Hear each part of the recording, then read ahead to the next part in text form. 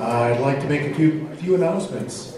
Bathrooms are located in the hallway to the right as you leave the auditorium. You're going to pass them on your way in. The emergency exits from the auditorium are the same as the entrance doors at the top of the auditorium. Exit doors are also available to the right and left at the floor level. If you haven't already, please sign the attendance sheet on the table outside the auditorium. The meeting is being recorded via Zoom. Please note that the chat feature will not be monitored. Public comment will only be accepted in person, and a link to the video will be posted to the website next week. This is a business meeting. The board asks for your cooperation to maintain decorum. Please be considerate and refrain from interrupting board members and other speakers. Now, I would like to call to order the October 27, 2022 regular board meeting at 6 p.m. Roll call, please. Commissioner Archibald. Here. Commissioner Lesson. Here. Commissioner Rapp. Here. Commissioner Root. Present. Commissioner Seaman. Here. Commissioner Cotto. Here. Commissioner James. Here. Are there any changes to the agenda? Yes.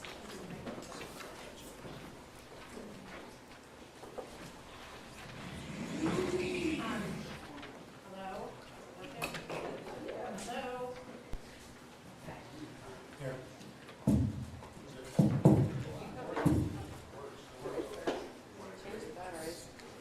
So I would like to suggest that we move the discussion about the Kemper Sports contract 8.5 and the golf stormwater update and construction appraisal up ahead of the Elder Centennial discussion. So move 8.4, 8.5, and 8.4 ahead of 8.2.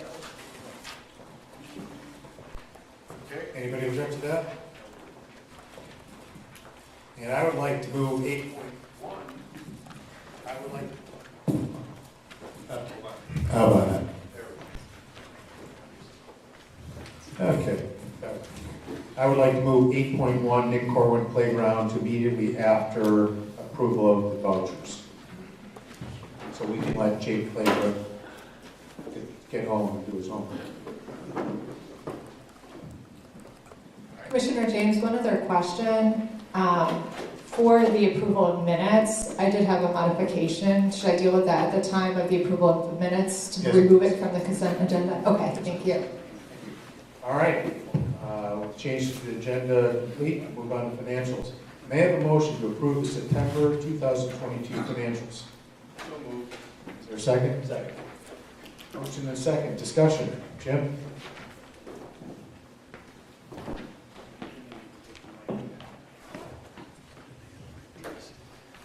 Thank you, Commissioner James.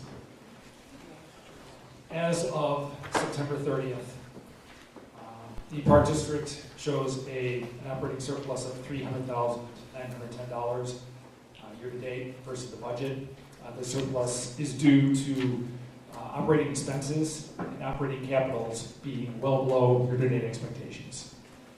We are currently $372,323 below budget on our operating expenses, and $797,175 below budget on our operating capitals. That goes a long way to offsetting the property tax deficit we're seeing in Cook County. Are there any questions? Could you mention taxes, please? Well, certainly. Yeah. So What the operating surplus would be without this delay in tax receipts? I'm glad you asked that question. The operating performance would be $2,726,216 above our 22 budget if Cook County had dispersed the $2,425,306 in property taxes during July and August as expected.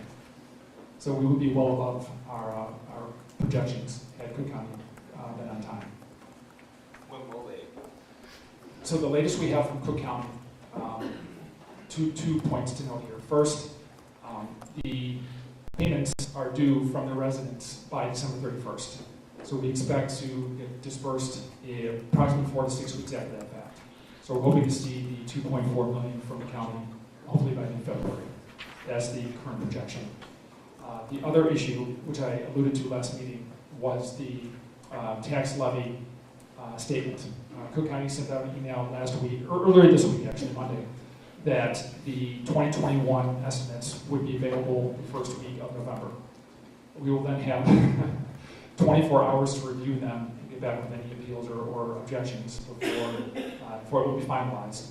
But that will help us prepare for the tax levy that we need to present at the November 17th budget. Those are the updates on the property tax at the moment.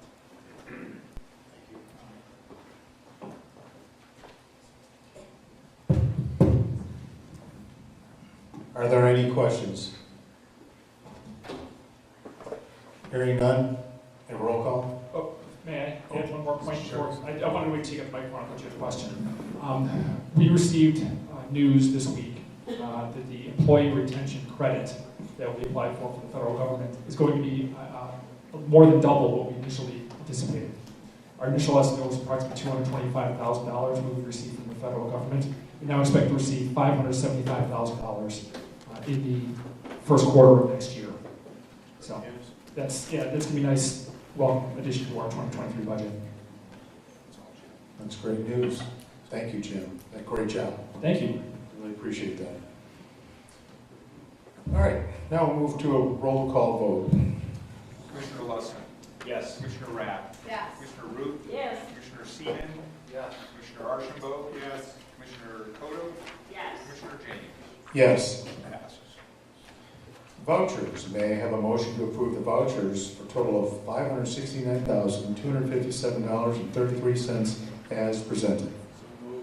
Second. Motion and second. Discussion. Back to you, Jim. So for September, nothing extraordinary or unusual. We had $31,000 in supplies, $72,000 in personal benefits costs, $39,000 in program and maintenance services, $96,000 in other corporate services, $46,000 in utilities, water, electric, gas, and $276,840 in payroll contributions, and $6,806 in repair and maintenance. That sums up the $569,257. Are there any questions for Jim on the vouchers? Hearing none, roll call. Commissioner Rapp? Yes. Commissioner Root? Yes. Commissioner Seaman? Yes. Commissioner Archambault? Yes. Commissioner Lusson? Yes. Commissioner Koto? Yes. Commissioner James? Yes. Motion passes. Thank you. So we're going to move to item 8.1, Nick Corwin Playground. I have the distinct pleasure of introducing a young man by the name of Jake Claybrook. Jake started working on a project over a year ago. This is his Eagle project, Troop 18. I'm going to let Jake tell you a little bit more about all the efforts that he did, because I don't want to steal his thunder, but let me just tell you, I'm very proud of this young man. Hi, I'm Jake Claybrook, and my Eagle project was to take apart the Nick Corwin playground and to ship it to a community in Ghana, Africa. And so we did this on, I think, October 9th. We took it apart, and it all went pretty smoothly, and with the help of the Winnetka Park District, we got it all taken down and put in the container. And so there's a video, it was on CBS News, the project, and so I think there's a video that we're going to film.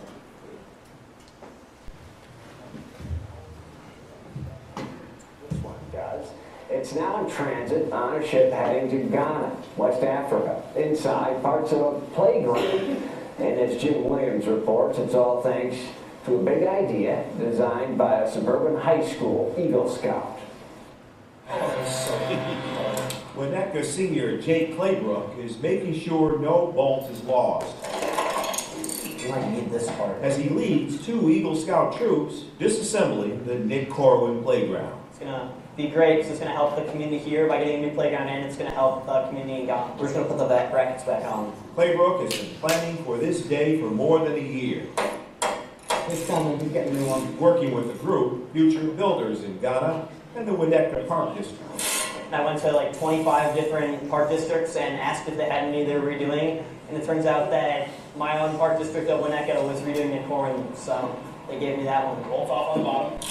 This project is like one piece of the community in Ghana and Winnetka's relationship. A couple years ago, they built a library there, and this is like the final thing to make like a community center. For weeks, blueprints were carefully created on how to take it down. Oh, you might need this part. And how to put it back up. And it's off. He's been doing a great job keeping it organized, putting it all the bits and pieces together, and he's stuck with it, and I'm really proud of him for that. Those two aren't going on. And that one? Just bringing together all these scouts on one day is really special. And Scout members are anxious to see the playground once it's up in Ghana. In fact, Claybrook is planning to see the finished product this summer. I'm going to feel very happy when I go there and see them playing on it, because they probably have never experienced something like a new playground before in their life. I feel like it's very important to me. Jim Williams, CBS 2 News.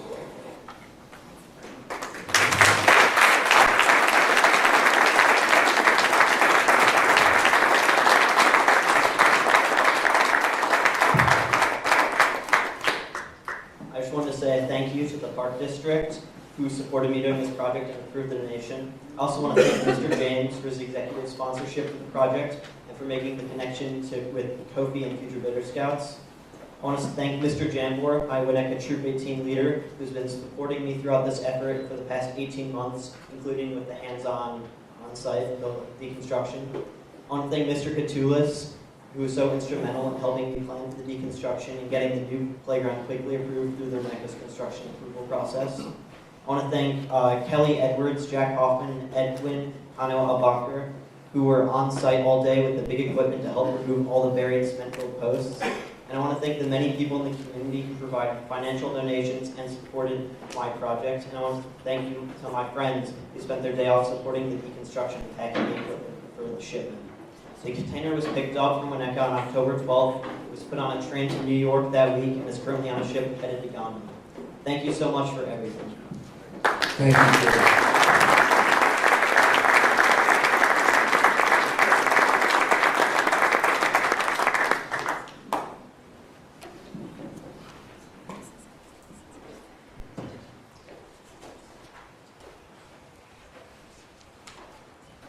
All right, we're pursuant to Cynthia's suggestion, we are going to proceed with 8.4 and 8.5. 8.4, golf course stormwater update and consideration of the golf course construction approval for bid items. Costa?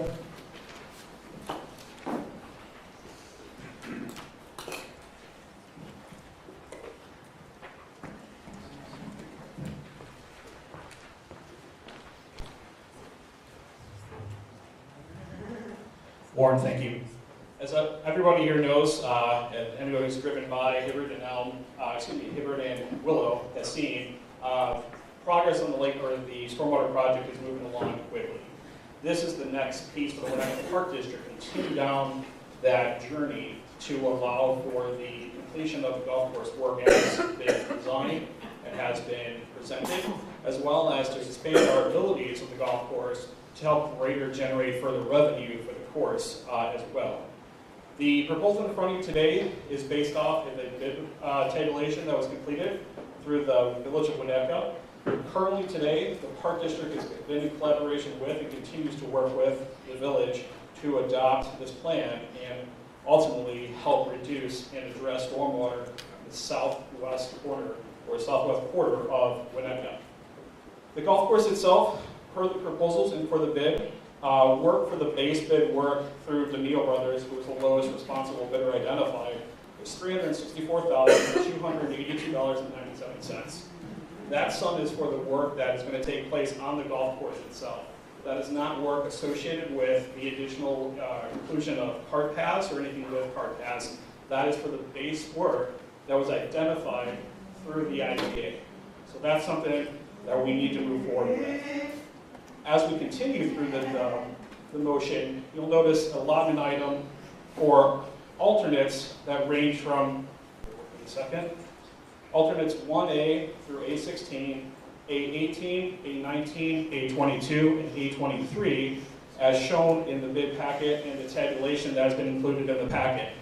These items are the total items that are needed to support the continuous cart path system for the golf course, as well as a few other drainage issues that are being addressed and pond erosion bank issues that are being addressed as well. The bid total for that work, minus bid number A20, which was already previously approved by the board for the removal of the irrigation heads because of a timing conflict, comes to $1,063,290.25.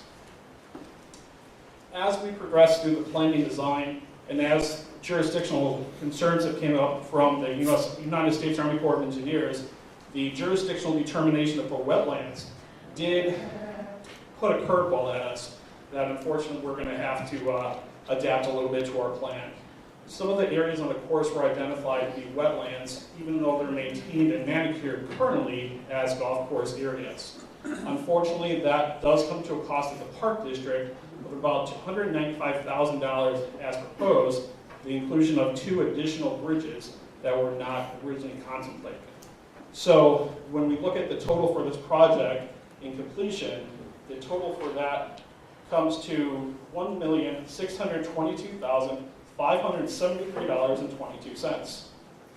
With any construction, there's always contingencies and unknowns, especially when you're working in the earth. So we're putting a small contingency after this of 5%, roughly about $82,399.16 to address any other unforeseens that we might come up with as the project continues on. In front of you tonight, I would be looking for a recommendation as presented, but before we get to that point, is there any questions that I can help answer for the board?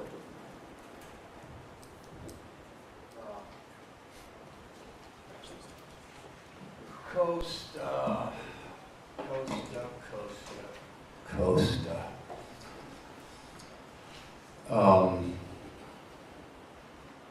How do we know that $195,000 is the correct cost on the bridges?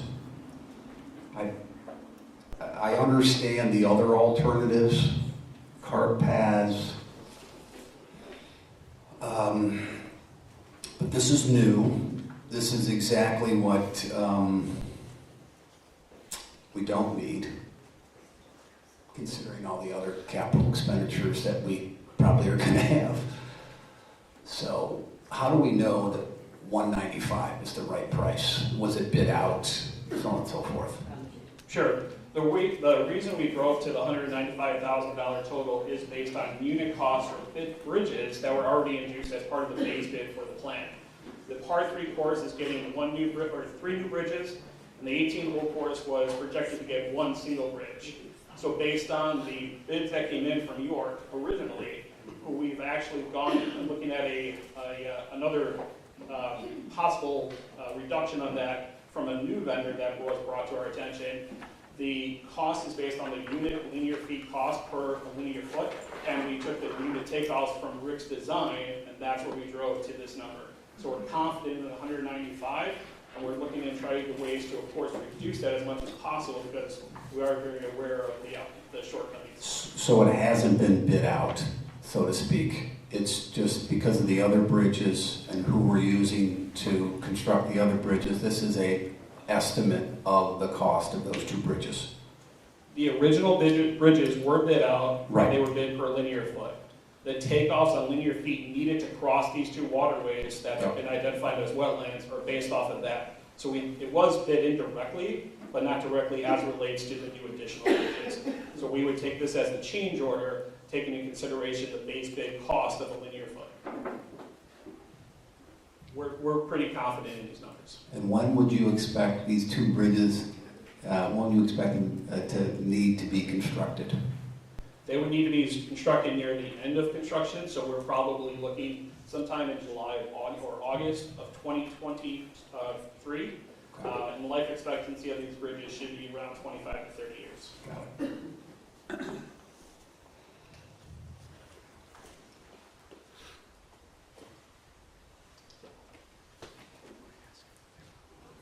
Anybody else have any questions? Anybody want to amend the motion?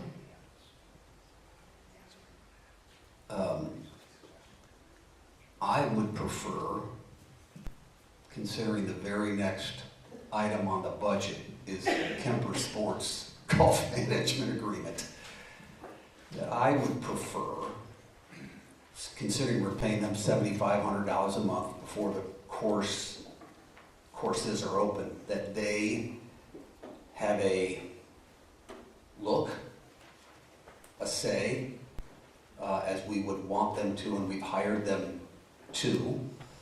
So I would prefer that somehow, some way, we finalize this in November, at the November board meeting, rather than now. Is that possible?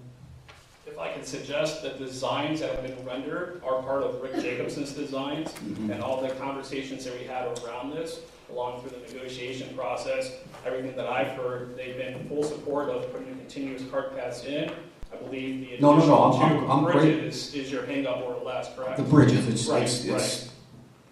the number's gone from $1.1 million to $1.3 million to $1.4 million to now $1.7 million.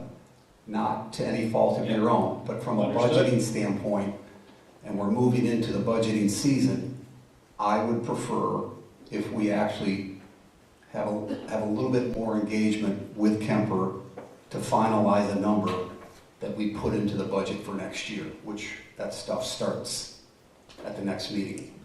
It's not the $1.5 million, Right. it's the additional bridges. And if there are other things that potentially we can save money on in this $1.7 million to get it to $1.5 million, which is what I kind of have in my magic spreadsheet, that's what I would prefer. Because every dollar we take away from here, every dollar we spend here is a dollar that we don't have for the beaches. So, that's it. I just want to clarify.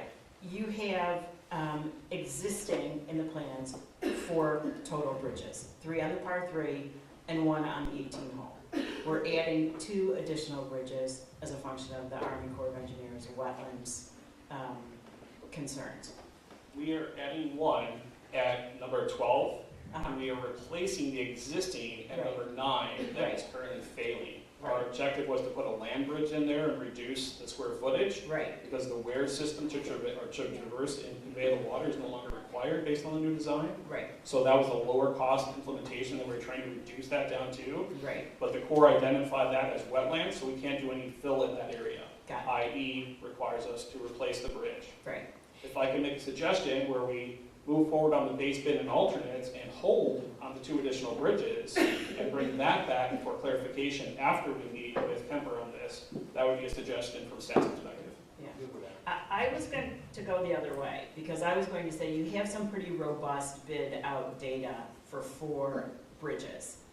And I would have confidence that you could take that data, which was bid out and robust, and extrapolate what your reasonable expectation was for the cost of the 2 bridges, which aren't going to happen until 18 months from now. And that's how the numbers were produced from Strand and the village and us working together, collaborating to come and drive to those goals. Yeah. I personally feel comfortable with that process, knowing that the unit costs in the original items were competitively bid. That's me. I'd like to also comment that we are working in collaboration with the village. The village has a contract with to DeMayo, so DeMayo will treat this as a change order. We're single sourced. We don't have a whole lot of leverage, but we do have Kemper Sports contract coming up, and I do think there's validity to having them scrutinize these designs, and thus I would suggest that we would authorize Costa to proceed with a budget, but to continue to pursue value engineering alternatives with Kemper before we commit to those 2 additional bridges. We also have time. All right, so we have a motion on the floor to approve the base bid submitted by DeMayo Brothers, Inc. of Elk Grove Village, Illinois, for the combined total project cost of $1,704,972.38, which includes alternates A 1 through 6, A 18, A 19, A 22, and A 23, and a change order for the jurisdictional determination of the United States Army Corps of Engineers and a 5% contingency, subject to staff's continued work with Kemper Sports Management to identify value engineering opportunities to reduce the additional expense of the bridges. Is there a second? So moved. Roll call, please. Commissioner Root, Yes? Commissioner Seaman, Yes. Commissioner Kodo, Yes. Commissioner Archambault, Yes. Commissioner Lusson, Yes. Commissioner Rapp, Yes. Commissioner James. Yes. Motion passes. We'll move on to consideration of Kemper Sports Agreement. Thank you. Thank you, Costa. I have a motion to approve the Kemper Sports Consulting and Management Agreement as presented and to be amended between the Winnetka Park District and Kemper Sports Management LLC to be effective November 1st, 2022. So moved. Second. Motion and second. Discussion. John? Thank you, Commissioner James. So we've been through 6 months of working with Kemper Sports, thanks to Commissioner Seaman and Commissioner Kodo. Certainly, Commissioner Archambault jumped in for reference review for both of our bidding entities. Those bidding entities came up thanks to Commissioner Root and Commissioner Rapp. So quite a bit of participation by the board. Respecting the fact that you received this on Tuesday morning, that is a result of getting the final document and final turn of the draft thanks to Steve Adams helping with some terms and conditions that are favorable to the Park District.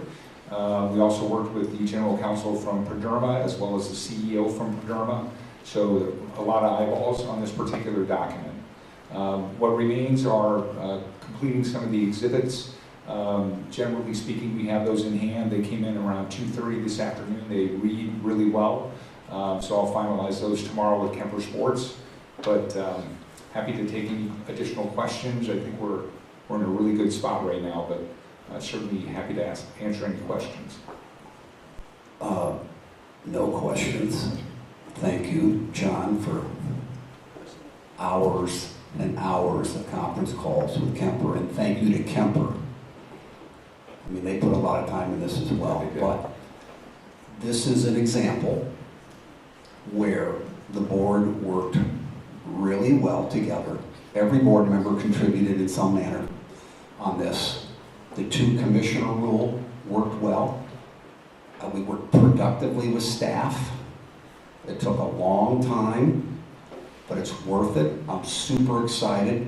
Kemper's going to be running our brand new golf course when it opens. So an example of what can be done by this board and by staff. So thank you to all.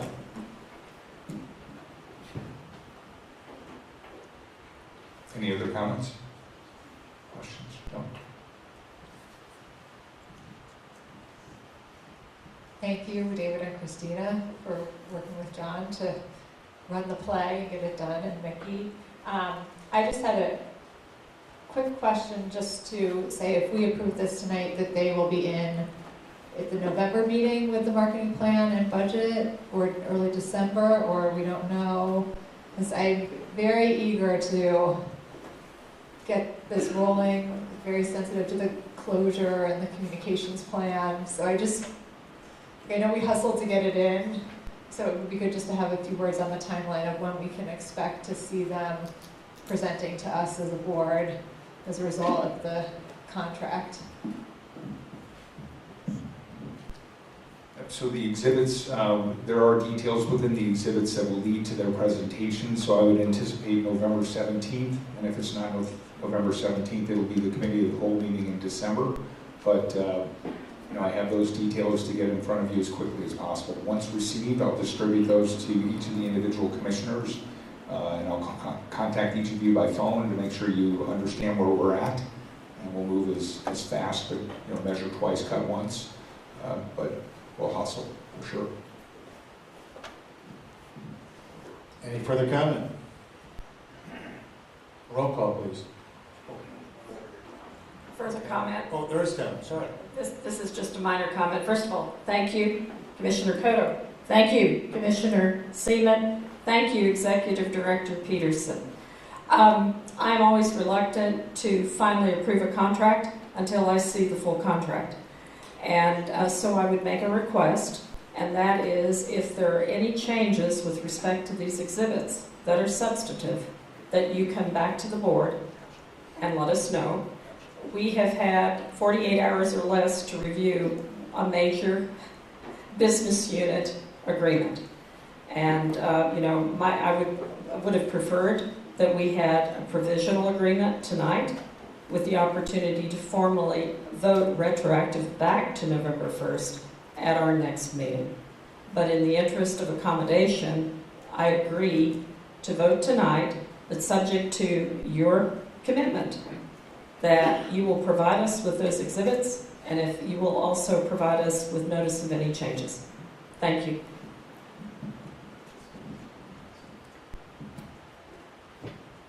All right, roll call, please. Commissioner Seaman, Yes. Commissioner Cotto, Yes. Commissioner Archambault, Absolutely. Commissioner Rapp, Yes. Commissioner Ruth, Yes. Commissioner Lustin, Yes. Commissioner James. Yes, Motion motion passed. passes. Thank you. All right. Thank you. That's a great accomplishment. We're going to move on to remarks from visitors. As a part of remarks from visitors, you're welcome to speak on any issue. When called upon to address the board, step up to the podium and state your name for the record. Please, we're going to strictly adhere to keeping comments under 3 minutes. Reminder that this is not a question and answer forum, so please do not expect a response or answer from the park board this evening. If you prefer to share your comments in writing, you may use the comments card, which are available near the sign-in sheets. Any park staff will accept your card to be shared with the board. And you can hold the mic. You don't have to leave it in the holder.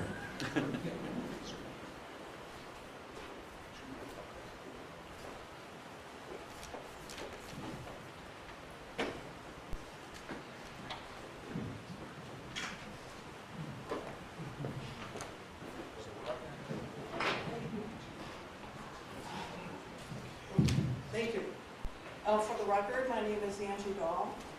I have been a resident of the Winnetka Park District for over 40 years. On several occasions, I have asked this board to provide estimated costs and proposed funding for your proposed plans. For reasons I honestly can't understand, this board has refused to provide our community with this critical information concerning what the current board proposal is going to cost them. This is not reasonable, and this is not fair.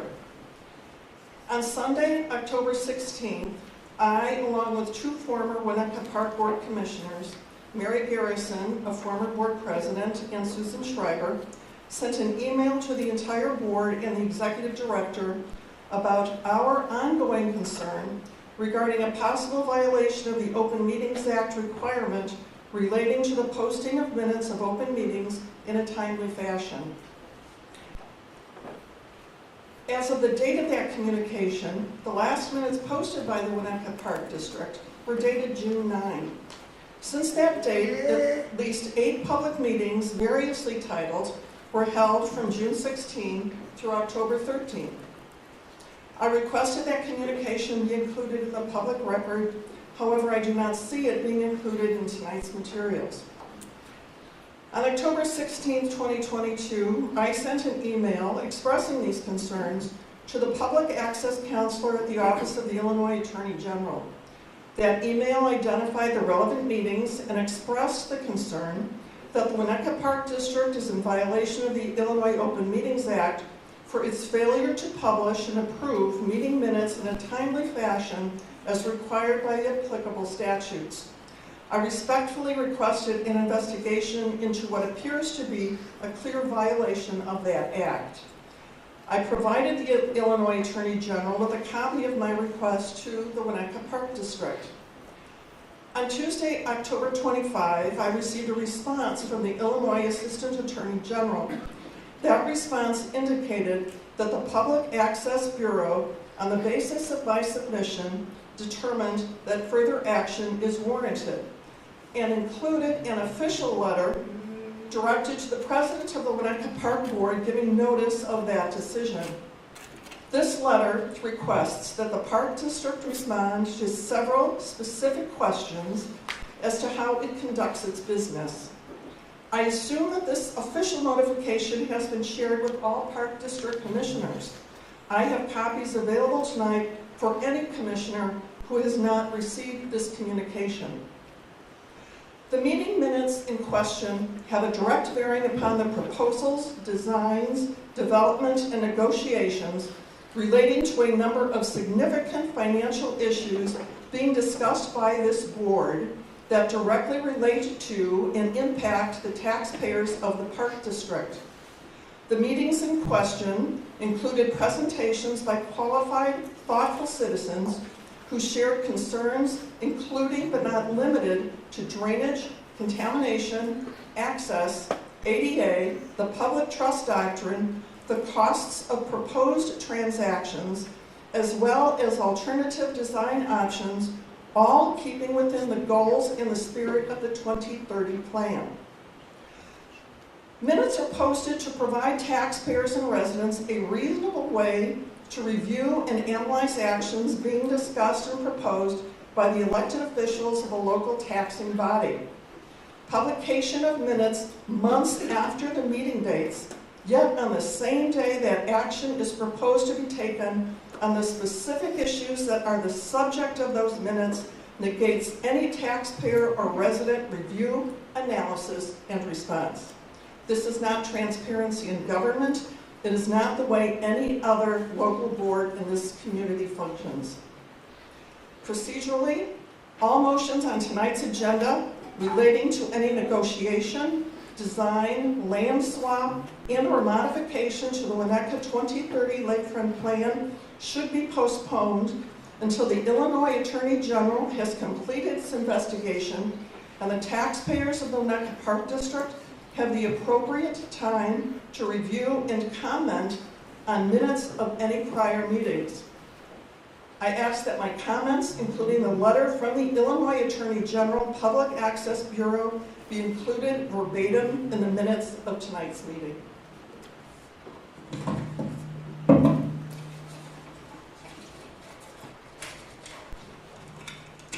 Next speaker.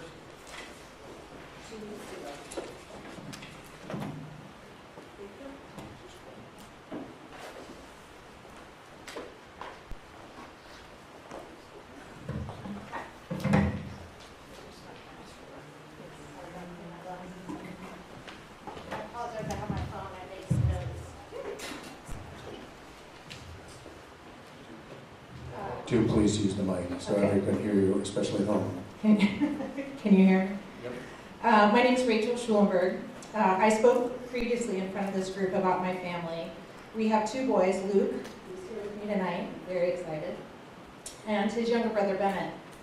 Currently in Winnetka, there is not a beach that allows my boys to do what they want to do at the same place. Luke loves to swim, splash, and be in the water, but not on a paddleboard or kayak. I'm not able to take him on one, as it could tip and I would not be able to get him back in the boat. My younger son, who's typically developing, loves being on any type of float, raft, kayak, or paddleboard. And currently we can't do that together. The joining of Centennial and Elder would allow for our whole family to enjoy the lakefront together, each doing what they love. And I know I'm not alone in this. Families of all types of abilities have preferences for how they spend their time, and why not create a flexible space that allows that? This leads me to my next topic of universal design, of which flexible use is a key principle. Universal design is the design of buildings, products, or environments that make them accessible to all people, regardless of age, ability, and other factors. An example is an automatic door at a grocery store. It isn't just people in wheelchairs that appreciate automatic doors. All of us benefit, and we have our hands full. In that same idea, it isn't just people with limited mobility in wheelchairs or walkers that would benefit from an ADA path to the lakefront. Most immediately, friends and family of those with disabilities would benefit from the access. It would allow people like mine to take in the magic of our lakefront together. Additionally, young families with strollers and toddlers unsteady on stairs would be thankful for the path as well. And finally, unfortunately, no one is immune. Although you might not need ADA access now, accidents, illness, or age can make it necessary in the future. And finally, even if you disagree about the necessity of a path, the ADA considers parks a public space and requires that you plan for people with disabilities, regardless of whether the park or green space was structured before disability protection laws were in place. Thank you for your time, and a sincere thank you to the park board for your volunteer service. My family chose Winnetka because of all the amazing facilities, and I appreciate the work the current board and prior board members have done to establish this. Thank you. Thank you.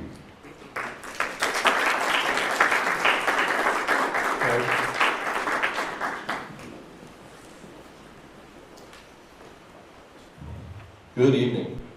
My name is Craig Culp. Rachel, I didn't know you were going to be here tonight, so how you doing? I'm the Executive Director at NSSRA, the Northern Suburban Special Recreation Association. We're the special recreation arm of the Winnetka Park District and the 13 park districts of the North Shore. Winnetka Park District is a founding member with us. We were founded in 1970, so we've been playing with the residents of Winnetka Park District that have disabilities for 52, almost 53 years now. And I was just out to make a couple comments on the beach project. I know that there's been some talk about accessibility. And I've been in the business, I've been here for 14 years, and I've been serving folks with disabilities, recreational needs, for 30 years now. The beach project and its accessibility is fantastic. It's the right thing to do, and it's required by law to be done. In looking at the plans for the beach, for the boardwalk, for the pathway, the access is spot on. Presently, we at NSSRA, we really don't use the beach for our programming because of the lack of accessibility. We understand it was built many, many, many years ago. It's difficult for our participants during summer camp to get there. These improvements are going to make our experience amazing. And we serve the communities of the entire North Shore, and we're excited to do it. Presently, when we go to the beach, we go to Lake Forest or to the Glencoe Beach because they're much more accessible than the Winnetka Beach right now.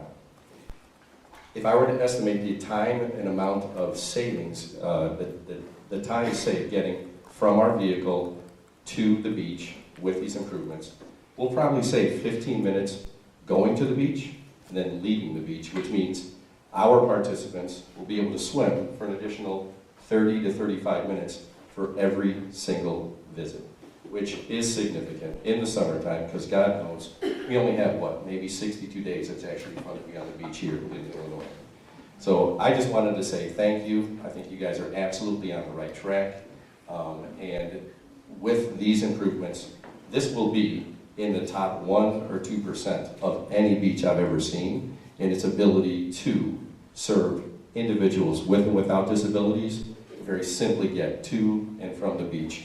And I know with the teammates at Winnetka Park District, who I've worked with for 14 years, it'll be an amazing time for us to get there. So keep up the great work and continue to use me as you're putting together the plans, because I'll happily share any comments on those great plans that you have. So thank you so much.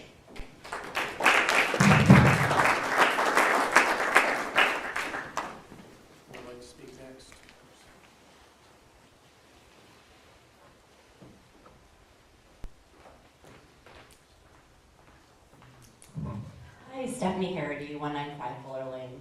I am here just to implore you guys not to vote on a design tonight, but to vote merely on the land swap. And I am doing this out of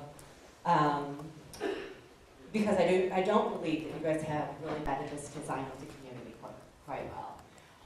On Monday, I decided to send a Google survey to my young friends through the group chat. I got 63 responses. And the questions were, if the land swap goes through, and Winnetka is going to vote on a potential plan, which plan would you like to see? And I will hand in the survey that I sent out, along with the respondents. And it was, 30% of people said, let's keep a beach for dogs at Elder and Centennial, but they should be next to the stormwater pipe. Then the non-motorized sports in the middle, and the humans swimming on the most clean portion of Elder and Centennial, where the stormwater pipe isn't, and that is Centennial.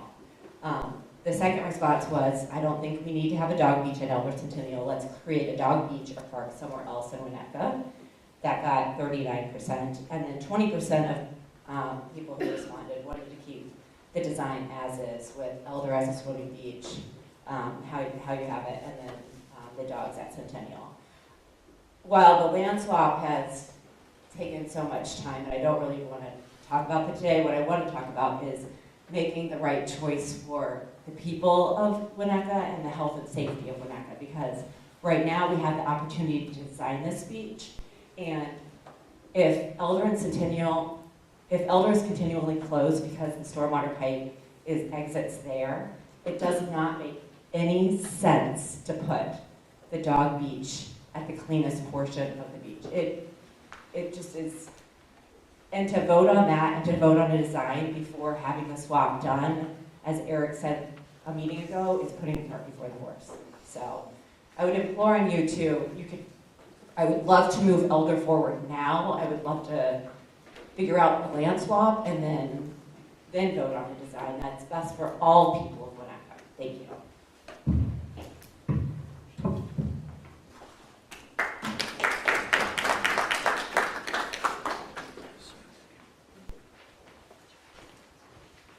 Thank you, Stephanie.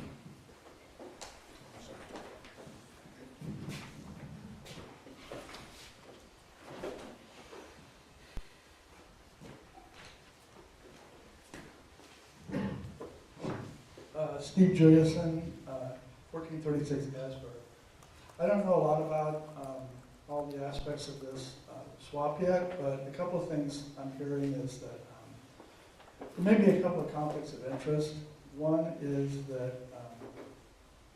and the Lakota group has been used a lot for all these plans. Warren uses them for his business, and it seems like in that situation there's a conflict. And also with possible bank loan with Christina, that is something that seems like in both cases you should both recuse yourself from any voting before we go forward. Another question I had was if we had $500,000 in development fees, is that considered a bargain? It seems like a lot of money. I actually came to the park district before about trying to get organic parks, and I was told that it's hard to do that because it's expensive and I want to spend any more money, but I can't imagine that putting in some organic parks would cost $500,000. So I think you have the money. And it also seems in the situation, if you're spending that kind of money for development, and I don't know what Mr. Ishbia got as far as what he's put in on his side, but it seems to me like he's front-end loading it and having you guys do all the expenses for him. So those are my comments. Thank you, Steve. Judy?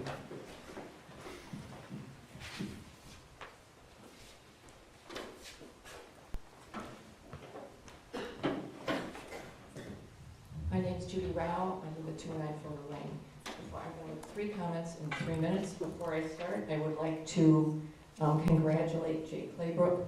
Maybe he's gone home to do homework, don't know. And hats off to all of you for the new Park District website. It's a lot easier. Okay, first point.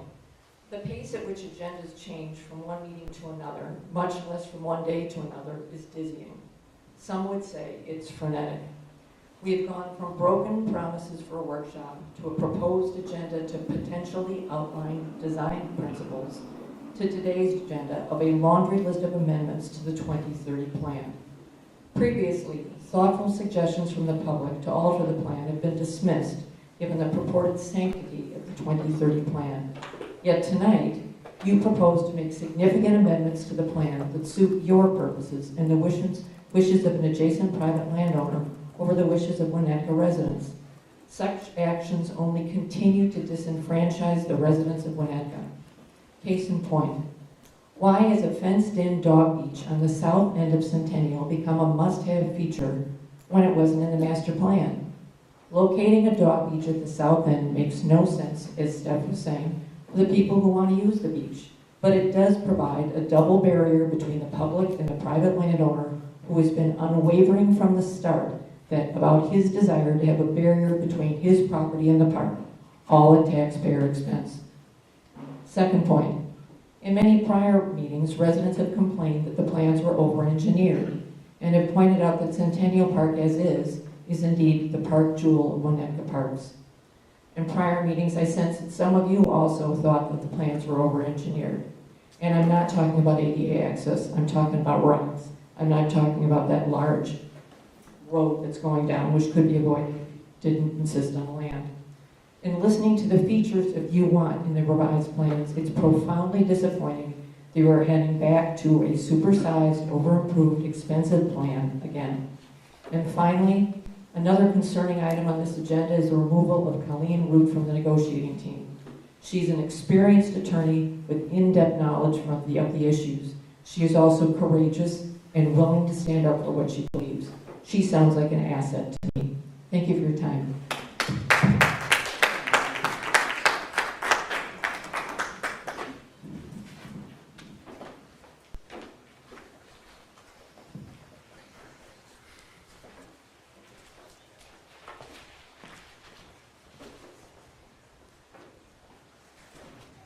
Hi, is it working?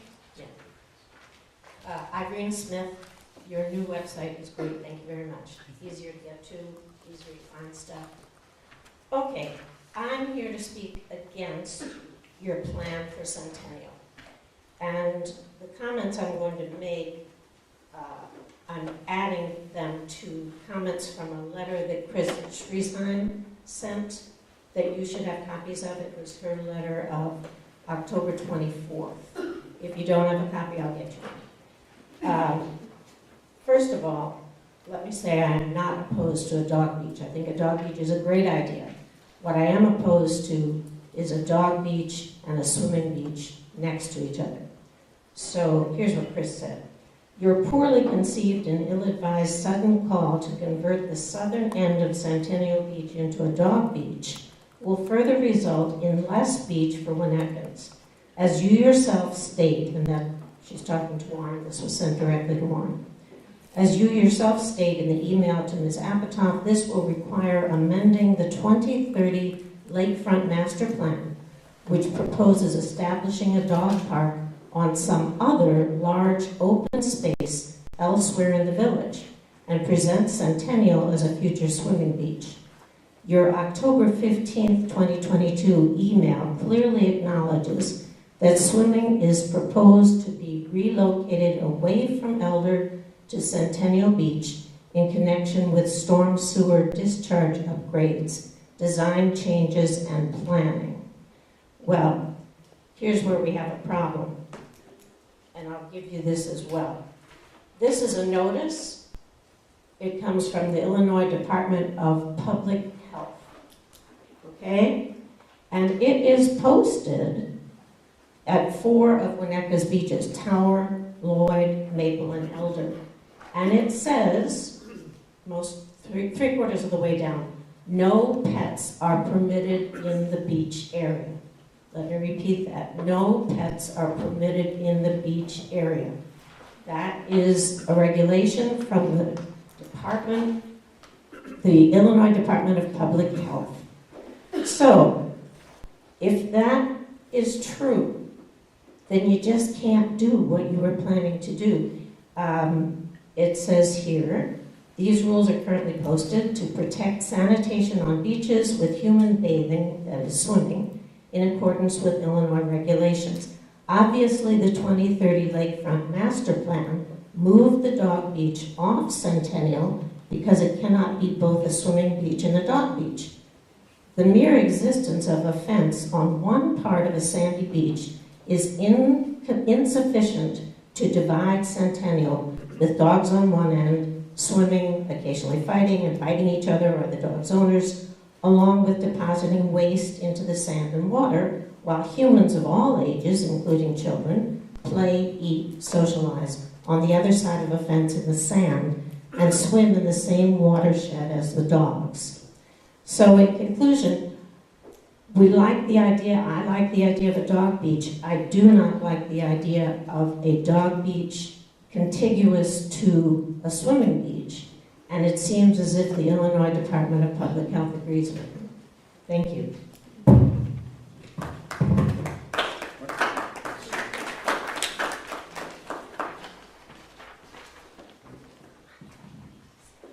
Anybody else want to speak at this time? Who's over?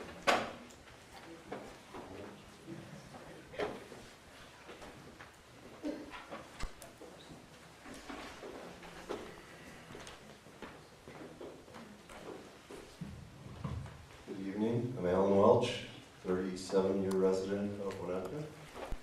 A lot of talk has gone into what's happening with the land swap, what's happening with the lakefront. I'm concerned with what's happening with the building at 261.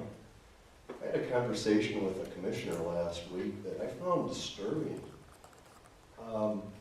The concept that a high-end restaurant could be put into 261 structure, a commercial space on our lakefront, where did that come from? I don't think there's anyone in town that wants that. It doesn't cater to the people. Whose advantage is that to? I just don't want to see it. Thank you.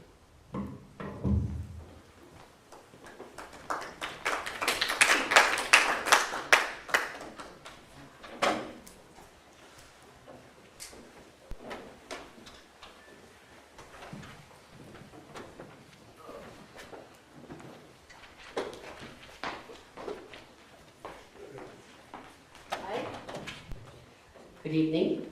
Good to see you all. We've come a long way. We have some positives, so we got to counter positives.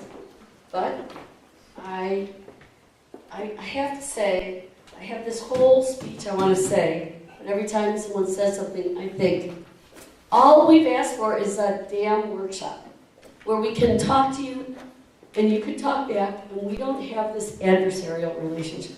That's all we've asked for. Warren, you had what was a workshop, but you only spoke. We did not get a chance to talk back and forth. And commissioners, I'm asking each of you, could we please have a workshop? It would be beneficial. Trust would be built. And I have to tell you, trust has kind of gone out the window a little bit. The minutes. What it says in the minutes is Katie Stevens spoke. Okay, I gave you lots of ideas. My mother said to me, you have to give good ideas, not just complain. I gave you ideas about revetment, about growings in different park districts. I gave you ideas about, I took you on boat rides. I did everything I could to show you what other people are doing. And some of you didn't come, and some of you wouldn't come. But I gave you ideas, and none of those are recorded. And I believe that is a violation of our trust. My trust. Why are our minutes not reflecting how many people were even for? I would say, if I were to tell you, 90% of the people have been against your plan, but you continue for it. And I feel like where we are now is right back where we were 2 years ago, with the exception of louvers and planter boxes, which I commend you for. We're getting there, but I feel like we are doing Ishby's plan. Or I shouldn't say Ishby, I withdraw that comment, a landowner's plan. We are doing Dog Beach on the damn wrong side of the beach. This has gone to the dogs. The dogs are getting the 90-foot beach. The dogs are getting the sunny beach. The dogs are getting the clean beach. Your 2030 plan said no dogs at Centennial, but you make a variation for your desire to get a landowner the clean part of the beach. His wall is moved 150 feet north, so he doesn't have the visual of any walls. It doesn't seem like we the people are getting what we want. And, you know, I just want you guys, I know you've tried to meet at farmers markets. That doesn't work. And I appreciate you all taking the time to go to the farmers market, but we have asked you for a workshop. And we have been turned down, even though there was one scheduled. You said no workshop. And that's a trust issue. It's trust. So could you please let us work with you? I know, it's 3 minutes. Thank you. Dogs are winning. And no restaurant. I'm sorry, I forgot my name.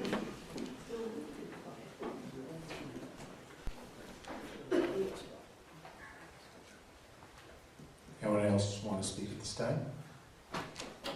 Joe?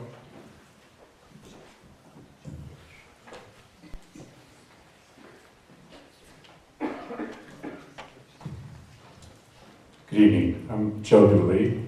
We've spoken before. I've met most of you. As you know, I was co-chair of the 2030 Master Plan. And I'm just here tonight to congratulate you. I know how hard this has been. I congratulate you on the progress.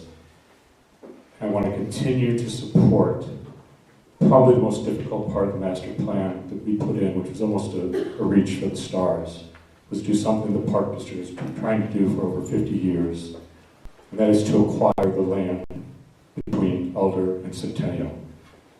You have that opportunity. There are still issues. There are people who scream at you because they want dogs on the beach. People scream at you that they don't want dogs on the beach. They want them in a different park.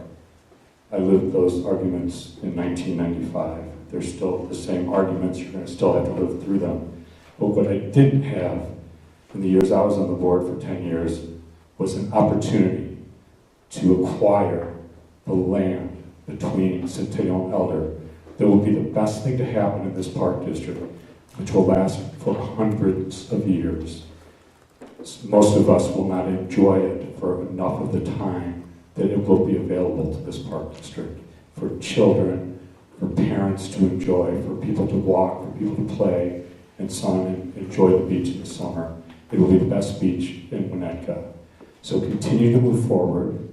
I'm not here to advise how to handle these issues tonight. They're difficult. Should you vote for the swap tonight? Should you vote for a dog beach now or ever?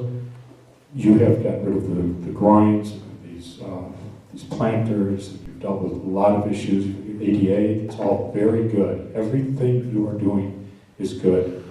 You're moving forward. I'm just here to hope that you'll continue to have the strength to get to the ultimate goal of putting these beaches together. I even hear there's now a lawsuit.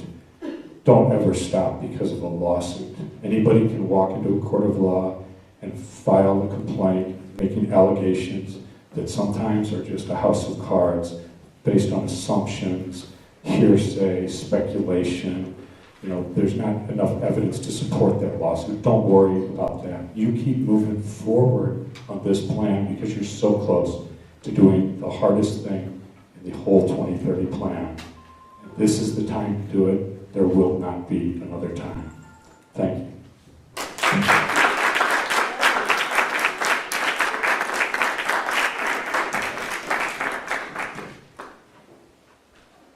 Ian?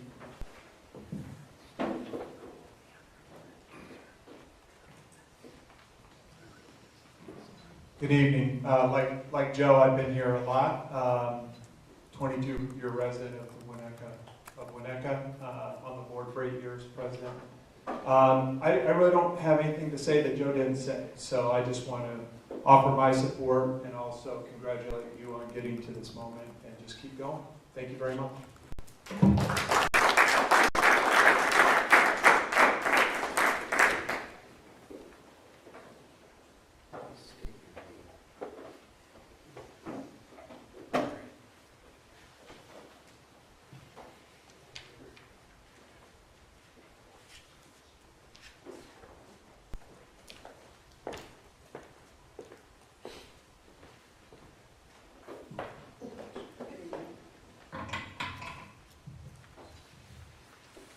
First off, don't start the timer yet. I want to thank you for putting the board packet at the library. It was used, and I also used it today. So I appreciate that because it's very, very informative. Okay, good evening. Please do not execute a land swap with a private citizen, either south or north of the Centennial Elder property. Do not do a land swap with any of our parks.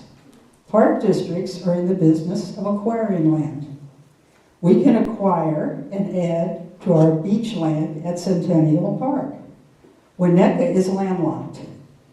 Not swapping, but acquiring 70 feet of beach and open space may be our last opportunity to find any open space in the boundaries of the Winnetka Park District. We need to preserve the park land table. The current proposed land swap at Centennial Park is not in the public's interest. If the proposal swap occurs, there has been discussion of the existing home on the 261 property to remain. If this occurred, the Winnetka Park District would be losing a huge chunk of open space with this swap. There is talk of a large walkway to the ADA ramp and construction of a larger parking area. If this happened, Winnetka Park District would be losing another chunk of open space. Provide for ADA in a friendly, more conservative fashion. The ADA boardwalk, as currently designed, is unsightly. The current plan at Centennial is over-engineered, as someone else said, and is not very attractive. The current plan presents the public with less green space. Preserve Centennial Park. Do not engage with a swap of any nature with this park. Keep the park and the beach natural with its exquisite viewing area. Remember how fortunate that we are that our forefathers had the vision to acquire the land for all of us. It is senseless to not acquire 261 property in a manner that would add to our open space at Elder and Centennial. Repair the bluff. Repair the pier. Don't block the citizens' riparian rights to the beaches. Save what we have. Sometimes, no deal is the best deal. Thank you.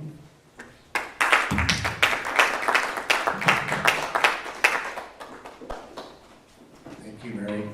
3 ex-presidents in a row. Are there any other ex-presidents? I didn't want to tell you about it.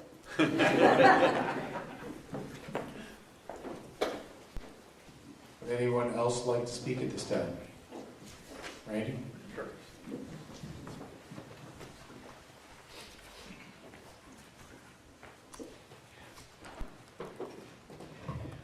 Randy Whitchurch, 143 Fuller Lane, and I am not a former park board president.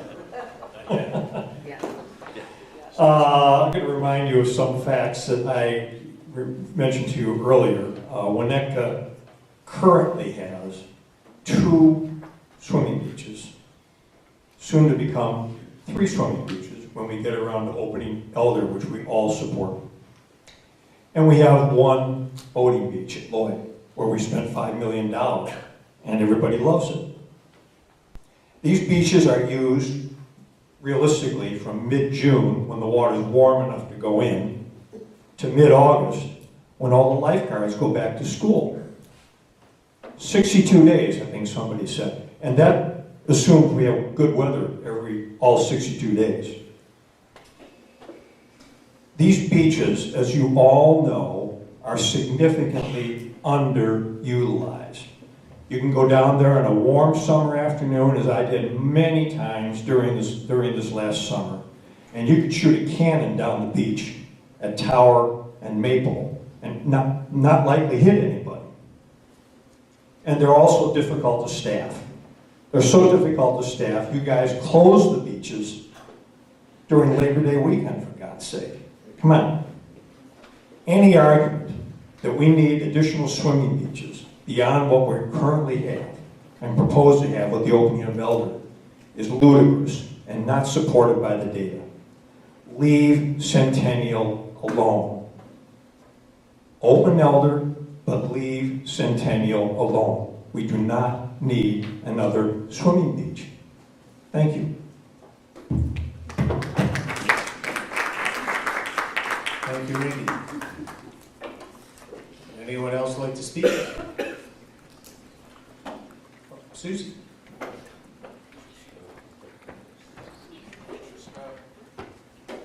Yeah, don't want to go flat.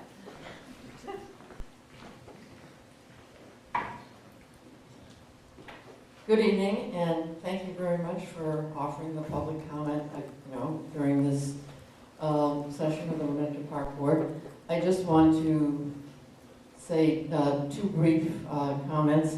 Thank you very much, sincerely, from the Winnetka Park District residents for putting up your new website. It's really nice to see. Still learning how to navigate a couple pieces of it, but it's comprehensive, and you put some thought into it, and we're all glad that you have done so. I'm also pleased to see the spreadsheet on the Elder Centennial budget. That was easy to read and comprehensive. And I just had a couple of questions, which I know you can't answer tonight, but probably in the next week it would be easy to do so. There was a category called fundraising, and I was wondering, what are we fundraising for Elder and Centennial? I know there's a little pocket change needed to affect the plans, but what is the fundraising category under that and its purpose? And then the other question on the property exchange, that sector, I'm hoping that just includes the 261 and the 70 feet, and that somehow we didn't also get in the library and anything on Crow Island. That's just a technical question. But in all, this was really easy to read. So thank you very much.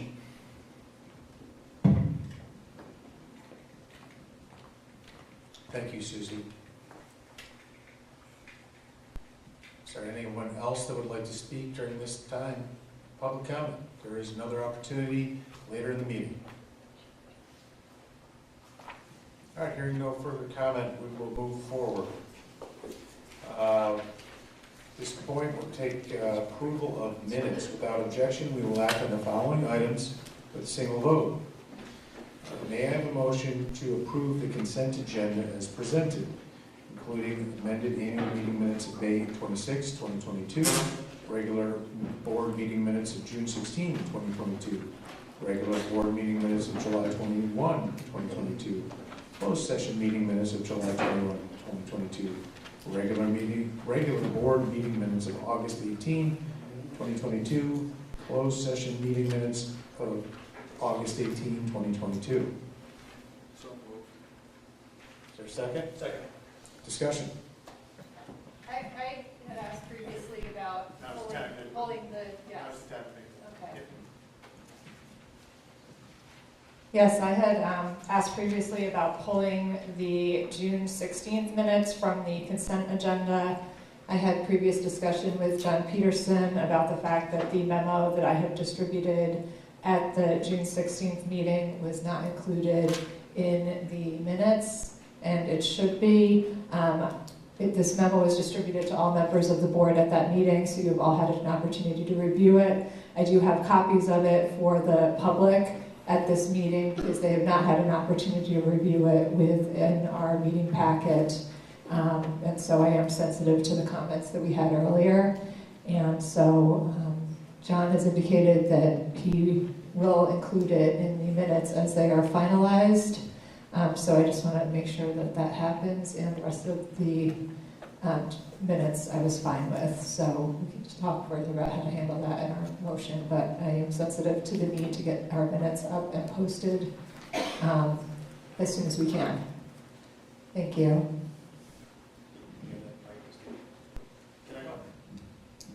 Given that this is discussion of the minutes, I would ask our attorney, Steve, to address the matter of the open meetings and how we're addressing the delayed posting of our minutes in response to that.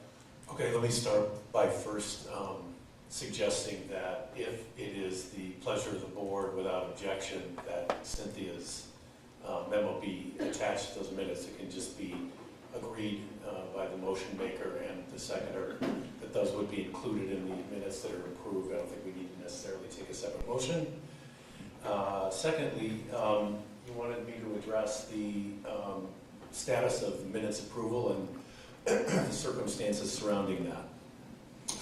So the first thing I would say is that we are in receipt of the Attorney General's Public Access Counselor's request for a review. They've asked for information related to the complaint that was filed by, I believe, Angie Dahl and a couple of other local residents, indicating that there was a number of meeting minutes that had not been approved and or posted by the district as required by the Open Meetings Act since that dated back to, I believe, May, if I'm not mistaken.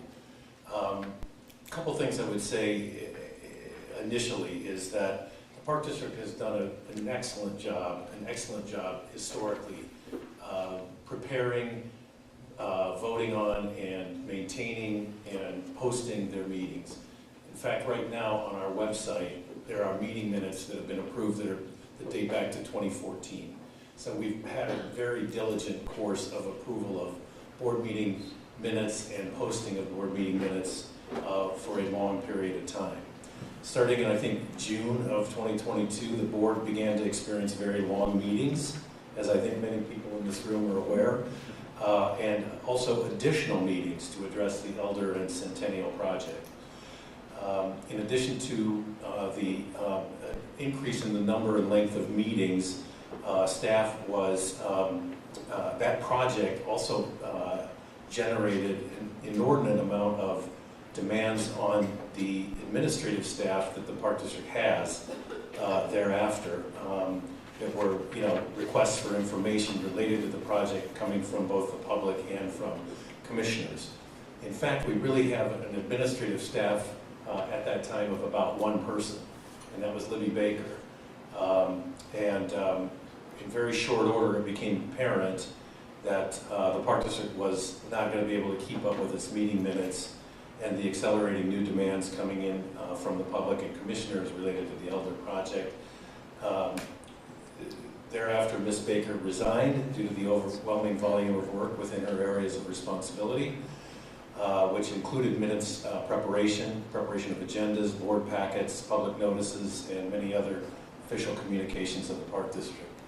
After her resignation, John Peterson began an employment search right away for a suitable replacement and began to explore other options to get the work done and caught up. Sometime later, our marketing and communications director resigned, and in the midst of these staff resignations, the board continued to meet in lengthy sessions and continued to have more frequent sessions, most of which lasted at least 4 hours. The minutes preparer is required to listen to the entire meeting recording, capture the information required by state law for inclusion in the minutes. There's really no shortcut to the preparation of the proper minutes. Although the Park District did fall behind in its preparation and review and vote and posting of its minutes, it has live streamed every meeting since June 9th, if I'm not mistaken.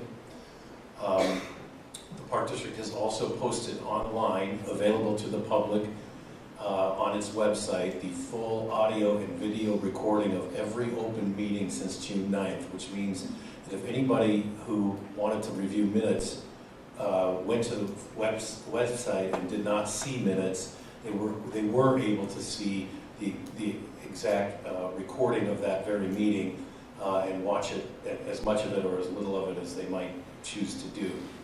The Park District has now successfully made great strides in catching up the minutes. As you can see tonight, there are, I think, 7 or 8 meeting minutes that are being approved tonight. So we take a big step tonight to catch up the backlog of meeting minutes. And I know that John and the staff are endeavoring to get fully up to speed as soon as our team can do so. And I can tell you that in my experience as a local government attorney working in this space for 38 years, that there are many, many units of local government that from time to time fail to keep up with their meeting minute preparation, review, and approval process and posting process. I can tell you with absolute certainty that even in the North Shore, this happens with other units of local government. There are over 7,000 units of local government in the state of Illinois, and from time to time, each of them has a challenge to overcome with regard to keeping up with the many requirements of the Open Meetings Act. But this district has had an excellent reputation with keeping up with its minutes, and I know right now, based on the approval of the minutes tonight and the actions that are in play right now to get the rest of them caught up, we're on the right track. Thank you, Steve.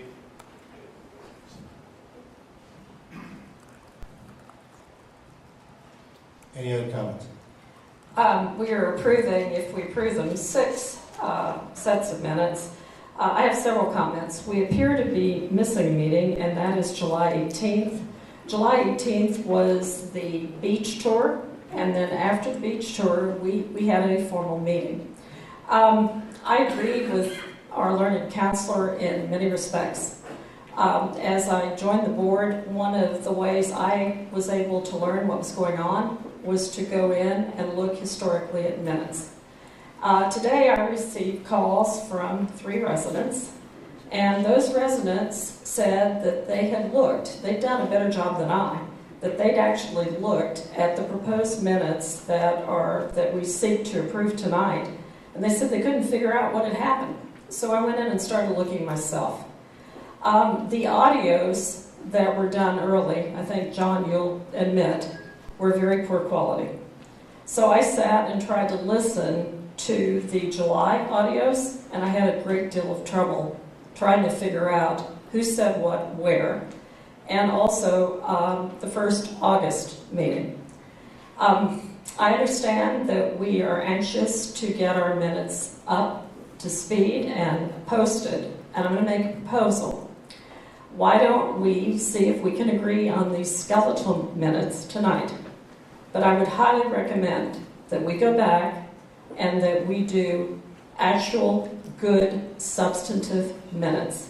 And I understand that may require the engagement of additional personnel, but I think it's very important because we have had so many meetings and we've had so many of our constituents come, and I think that their comments should be fairly reflected in our board minutes so people like me in later times can come in and actually see what happened.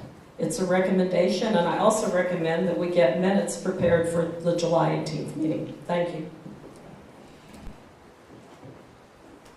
Thank you, Commissioner Root. So on the July 17th or the July 18th meeting minutes, and actually to back up, we've used an outsourced third party. They literally sent in the raw transcription of the July 18 meeting minutes this morning, so we have those. The ones that are in your packet right now were prepared by Libby Baker. So she took the audio, so we have the audio that actually is recording tonight's meeting as well as the audio video from Kyle Berg. So Libby did resign from her office associate role, but she is maintaining her position in project support for the Park District. So she's actually the one that put together all the meeting minutes that you see in front of you. So they are very comprehensive based on the audio that came from each of those meetings. So yes, the video has improved. It was not best in class, if you will, in June, and since then we've taken steps with Kyle's leadership, Kyle Berg's leadership, Costa Catullus, Libby Baker, Molly Crowey, to put in the Diligent Community program. So every step that we've taken, whether it's Diligent Community, outsourcing to a third party to get the transcriptions moved as quickly as possible, still having the audio recordings, Libby Baker transcribing the meeting minutes that you see tonight. I think we're in a pretty good spot, but certainly open to whatever commissioners want to say.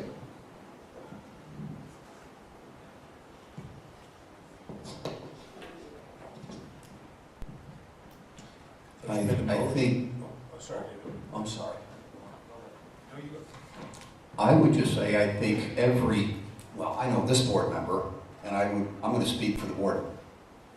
We all want minutes on the website. There is nothing that we are trying to do to not provide information to the public. And we have received several suggestions from the public about video recording meetings. I would like to see the minutes on the website. We are doing, it sounds like, whatever we can to get those minutes up on the website. And I'm hopeful, under Executive Director Peterson's leadership, we're going to get them on the website as soon as we can. So that's my comment.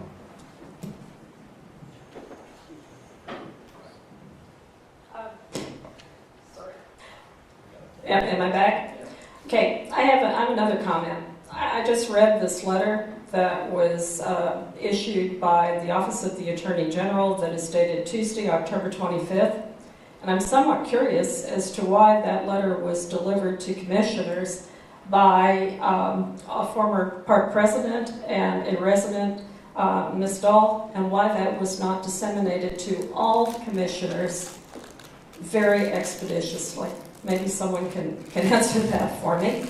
And then secondly, again, we've had another resident, Ms. Stevens, who said she came and gave us some ideas.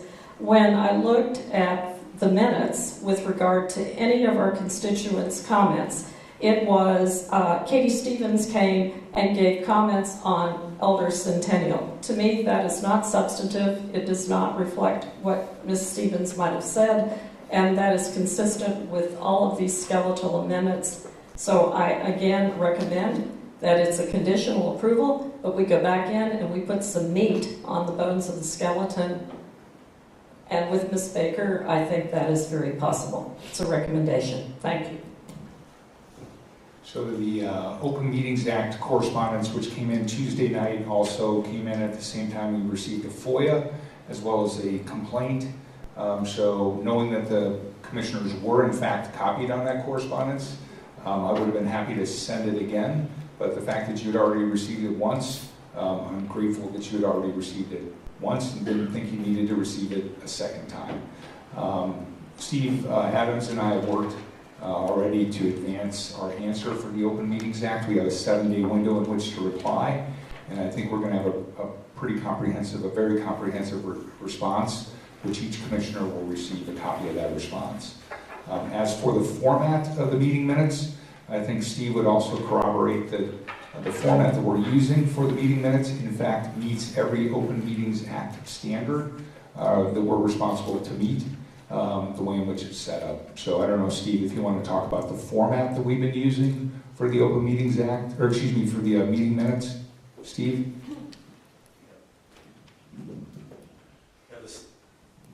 Yeah, I think this is one of those questions that you get concerning the Open Meetings Act that is simple in its description, but very difficult to apply.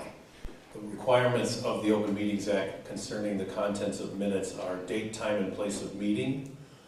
The members of the public body recorded as either present or absent, and whether they were physically present or present by means of video or audio conference, and a summary of discussion on all matters proposed, deliberated, or decided, and a record of any votes taken. So I think, item 3 is the one that raises the question. And, I did not review these minutes that are on the agenda tonight with a fine-tooth comb to analyze them in connection with that particular standard, but,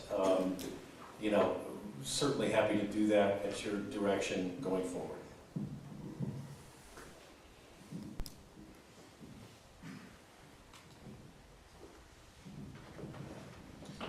Anybody else want to comment? I just have a question for Steve. So the bare bones framework that we've been using is correct, as best you can tell? Well, my understanding is,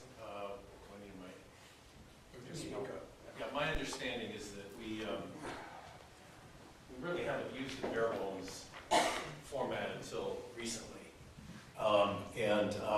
I can tell you that this is a matter of personal preference for a board. It doesn't, because the statute says that the minutes must include, but can include other things. So if the commissioners feel strongly that there needs to be a higher level of detail, that's their prerogative.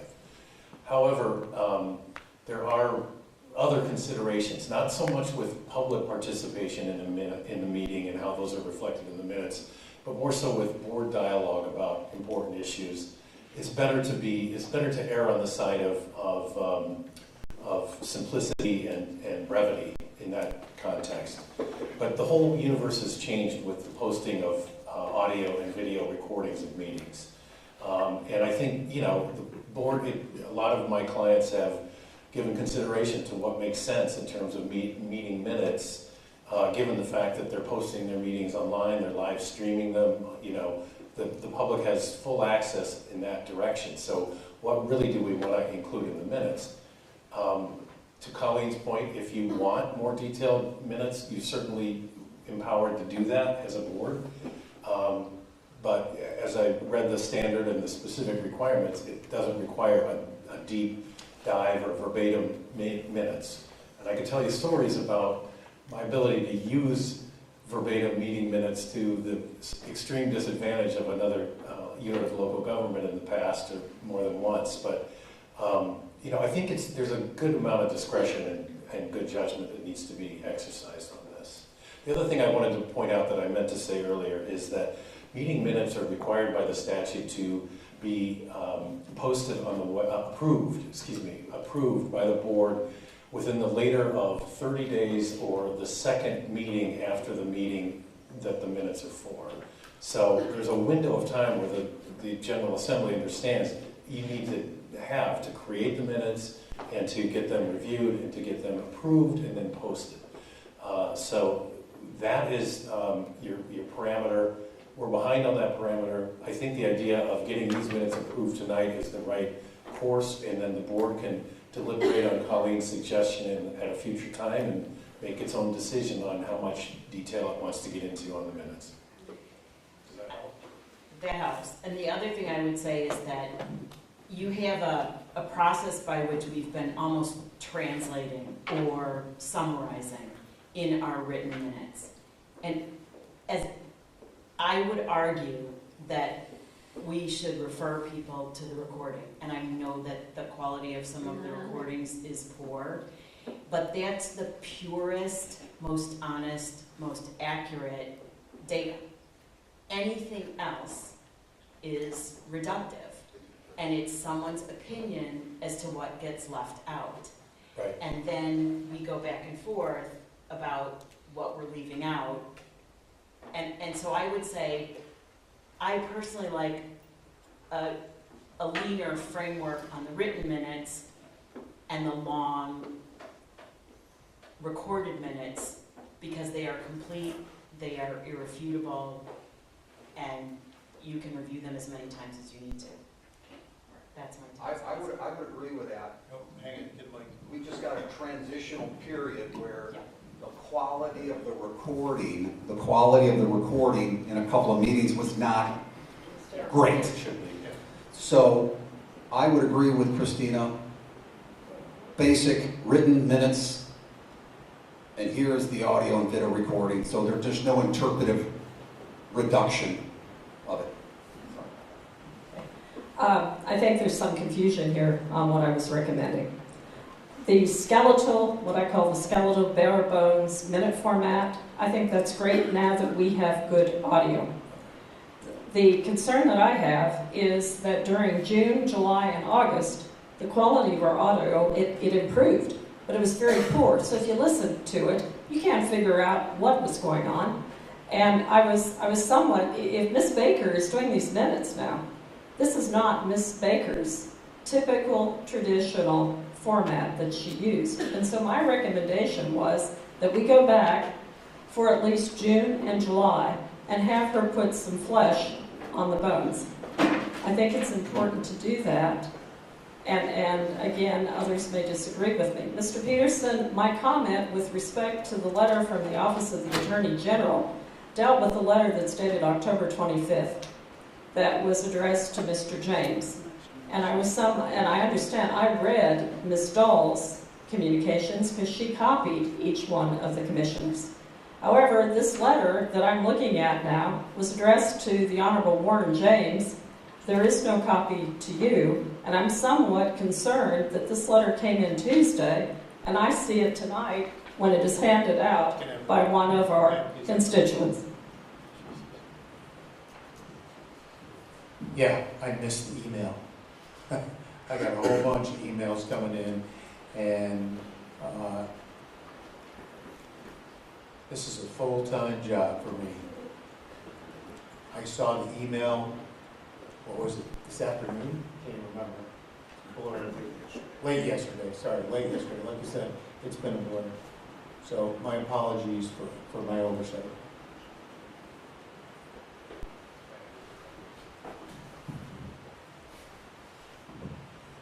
Just to alleviate any concerns about the valuable input from the public, I'm looking here at my notepads, May 26th. Every time something comes up and speaks, I'm taking diligent notes on it, because you do have great insight, and you do have great opinions, and you do have good ideas.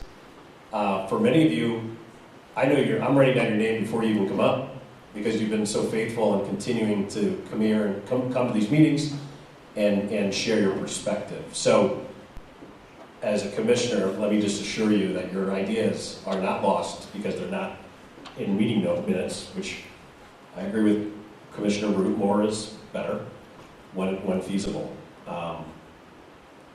But keep up the great ideas.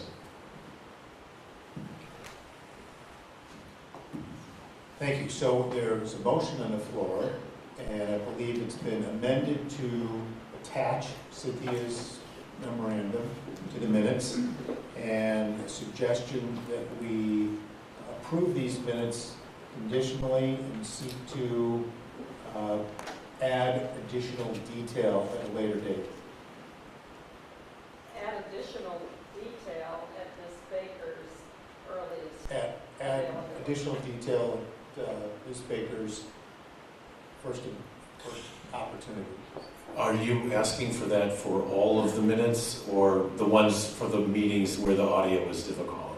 Only for the meetings where the audio, it's June and July. June and July. For the June and July meetings where the audio was difficult to understand. Yeah. That's good. Okay. Yeah, All right. that makes sense. Motion has been made. I think we can record these or adopt these amendments to the motion. Roll call. Commissioner Archambault. Yes. Commissioner Lusson. Yes. Commissioner Rath. Yes. Commissioner Root. Yes. Commissioner Seaman. Yes. Commissioner Kodo. Yes. Commissioner James. Yes. Motion passed. Motion carries. All right. Let's see. Communications. Your packet has a Tribune article as well as a thank you note from Jake Claybrook, so you'll have both those communications in. So unfortunately he's gone, but a nice note that he wrote essentially to the Board of Commissioners. So that's it. Moving on to unfinished business. We've already discussed the Nick Corwin Playground, and now what you've all been waiting for. Elder and Centennial, thank you for your patience. We have a series of motions to consider this evening. And I know you guys are probably tired of hearing my voice, so we're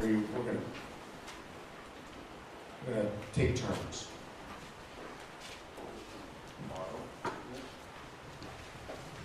May I was gonna, You can propose. I'm going to propose a motion. It is, hold on.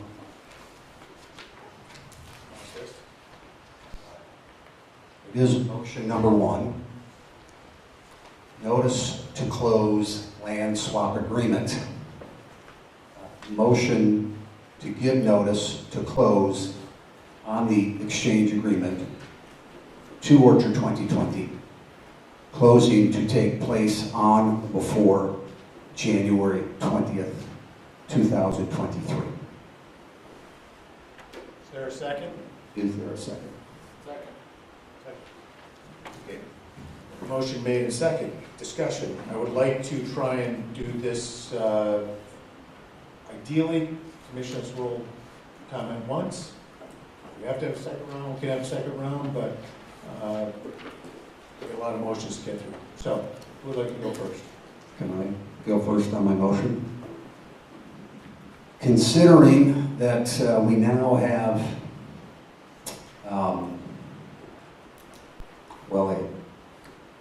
a document, a petition that's been delivered to us, a complaint, because this motion was made before we received the complaint, that if this motion does go through, because of the complaint, we would not potentially be in, we would not have the ability to, close. So although I made the motion, I think that this motion should be tabled. So are you amending the motion to state that you are moving that the motion be tabled and need a second? Not yet, not until we hear from all the commissioners. Okay. For the benefit of those present who may not know, we received a petition seeking injunctive relief. The relief sought, and I'm sure learned counsel can say more, but the relief sought is to enjoin closing of the exchange agreement. And so based on that, I share Commissioner Seidman's desire that we table this first motion. Thank you. I would only offer that we amend the motion to note potential legal challenges respective to the potential closing date. I have a question for Steve. In the event that we are enjoined from pursuing the swap or closing on the swap, this motion would simply not be able to be executed. So, in the event that we were enjoined because of this complaint from completing the execution of this swap, it would only mean we couldn't follow through with this motion. If we are not enjoined, this deadline would be valid. That's correct. If we are enjoined, the deadline would be invalidated. Correct. Okay, so The court order would supersede the board's motion. Thank you. So I think we're covered on the enjoyment. I don't know what you mean by covered, but I know, if you mean that we go ahead and adopt, yeah. Yeah, I think if we are constrained from executing, we are not obligated because we made this motion. No, I mean, Yeah. I'm sorry, was that question, if we're not enjoined, we're not obligated under the motion? No, if we're not enjoined, we're still bound by the motion. If we're enjoined, Right, correct. we're not bound by the motion. Thank you.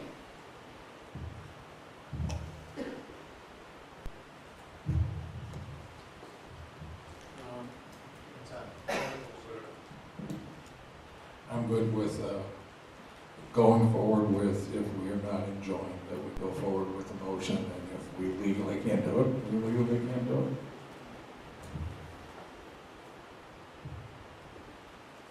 I'm in support of tabling the motion.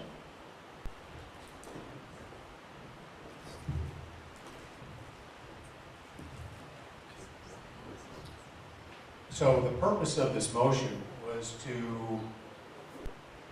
and the timing of this motion of January 20th, its intent was to precipitate a decision and an action from Orchard 2020 to close on the exchange before what is proposed later on, a workshop on a Saturday, January 21st, where we can continue discussion of the design of the centennial elements and other aspects, knowing whether or not we have title to the property. That was the intent of this motion. It seems appropriate either to table or to amend the motion that says, unless subject to litigation, which would forestall closing. So, I would propose that we amend the motion so that it includes the phrase, unless otherwise delayed by litigation. Or I'll take advice from counsel on how to phrase that. I'm not sure whether I heard a motion to table. I think I did.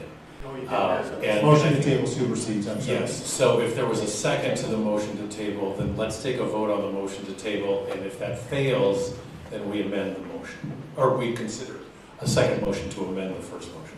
Yes, sir. Although I made the motion, I'm also motioning to table. Okay. I know that's No, it's weird, okay. but I think that one down.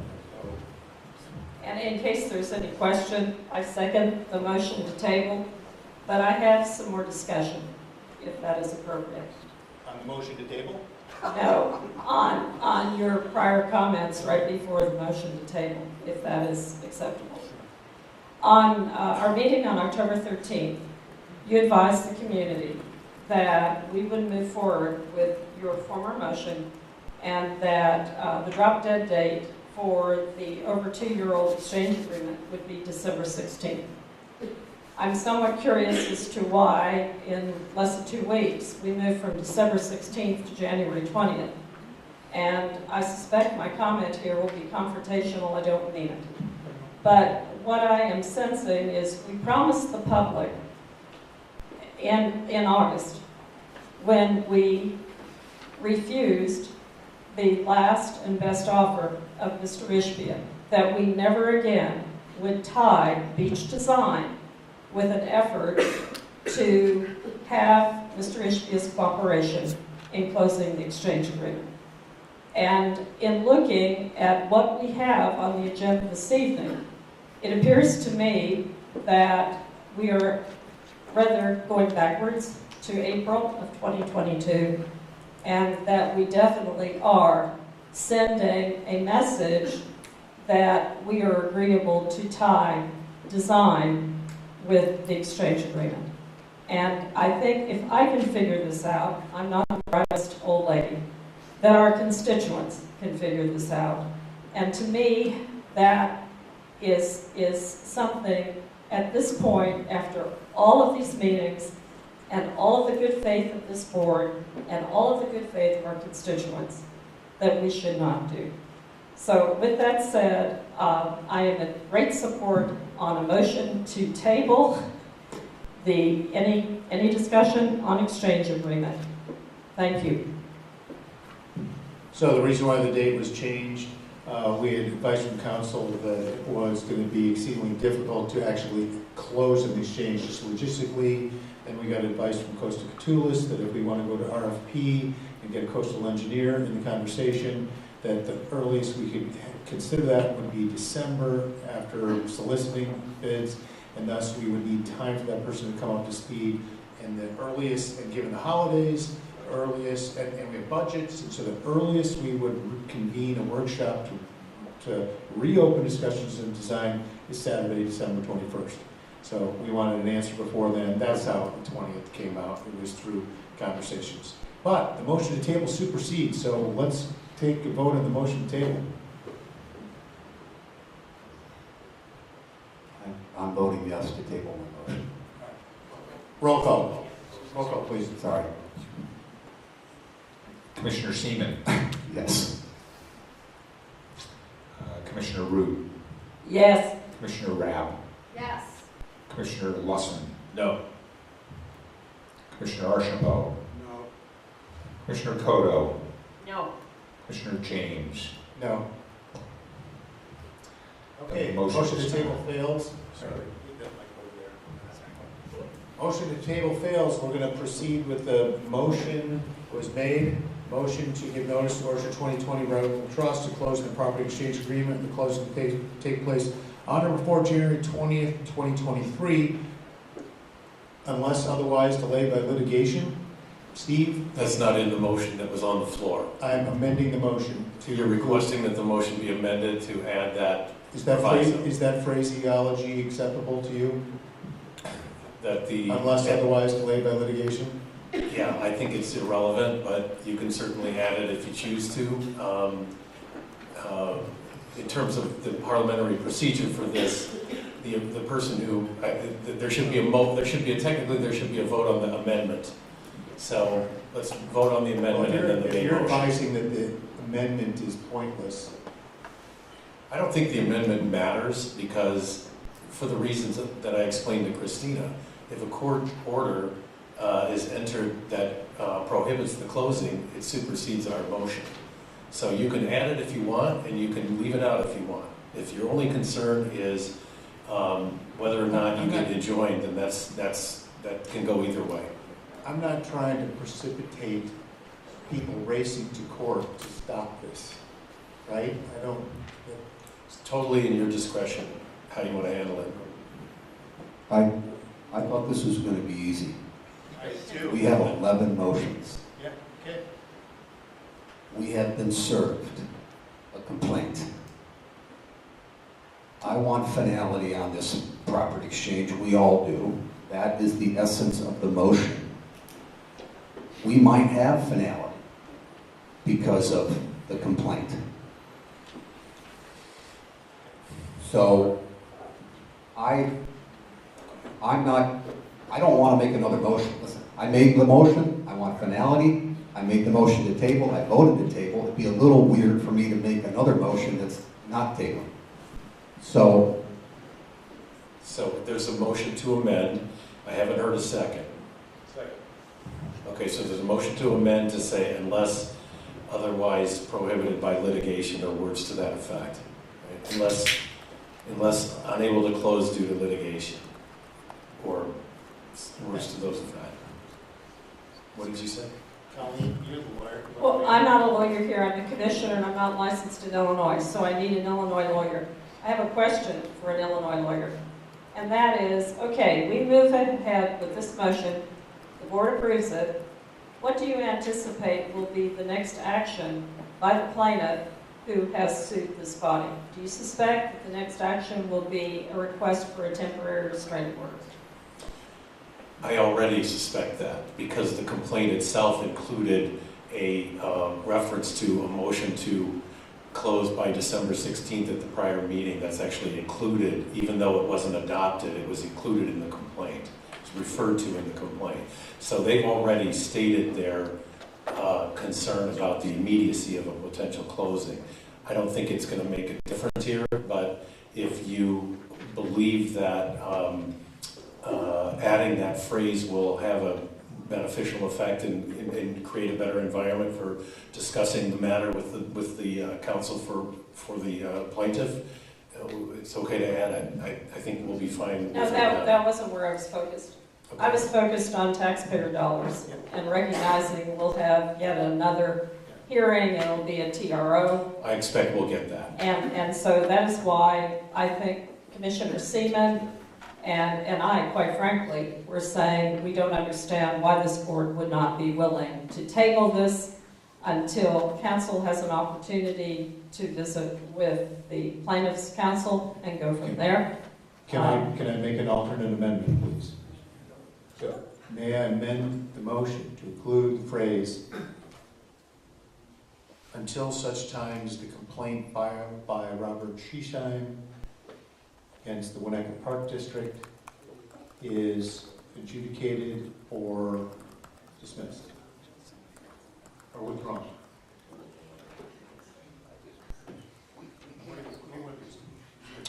We don't want to, I understand what Colleen's saying. We don't want to precipitate unnecessary filings and legal actions on the part of the Park District. We understand we're going to have to address that complaint in due course. Yeah, I don't think that there's any benefit to your modified amended motion because the time frame, I mean, you're talking about final adjudication could be years. we cannot close on this property swap. We have a complaint. We can't close. This motion was written, and I was excited to introduce it because I am pro property swap. But we can't close. The complaint itself does not prohibit a closing, but we anticipate action regardless of what happens with this motion, in a preliminary matter to try to at least temporarily enjoin us from proceeding with the closing. So can I reintroduce the motion to table? Motion to table a motion. Can I reintroduce that, Steve? yeah, I think you've already had the motion to table and we're on the main motion, so I don't think you can So we'll just vote on the main motion. Yeah. Let's just vote on the main motion without amendment. Can we do that? Okay, I think that's a great idea. Okay. We're going to vote on the main motion without amendment. Then, Mr. President, you're withdrawing your motion to amend. I'm withdrawing my motion to amend. Thank you. Okay. Roll call, please. Commissioner Archambault. Yes. Commissioner Lusson. Yes. Commissioner Rapp. Abstain. Commissioner Root. Abstain. Commissioner Seaman.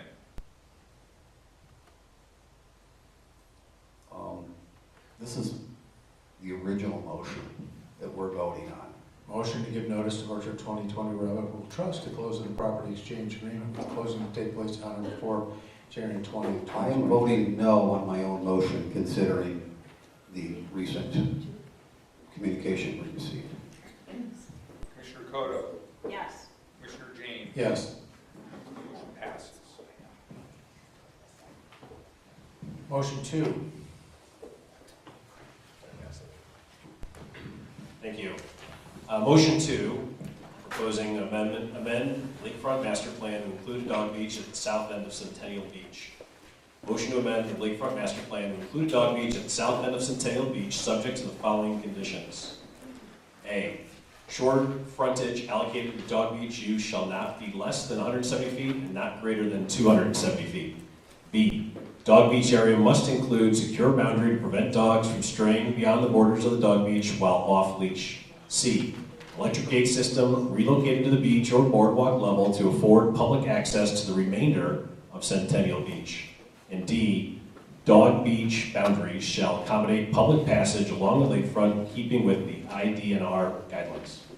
Second. Motion and second. Came from Mickey. So discussion. Who wants to start discussion? Can I just ask a question? Eric? So I just want to make sure we're clear here. Is that, because I know there's been some comments from the public that there would not be public passage on the dog beach. There's been some comments from the public. And if I heard you correctly, and I read the motion correctly, that if you don't have a dog, you can walk across the dog beach. Is that correct? Do you want to reread D? Sure. Sorry. D, dog beach boundaries shall accommodate public passage along the lakefront in keeping with the IDNR guidelines. My other public comment, if permitted. I think we've stated multiple times that it's been, Cook County law requires us to have a fenced-in dog beach. It's a law, and we're currently in violation of it. So, one way or another, it needs to be resolved and corrected.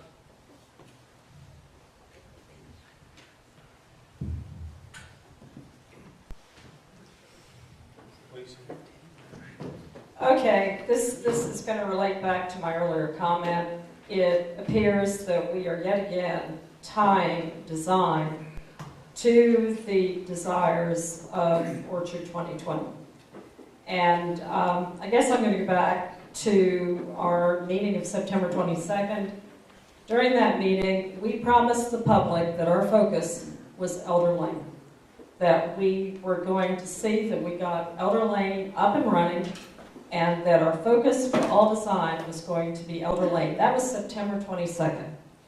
Here we are, October 13th, and suddenly we're looking, and in fact, on September 22nd, we promised the public that we were not going to focus on designs for Centennial.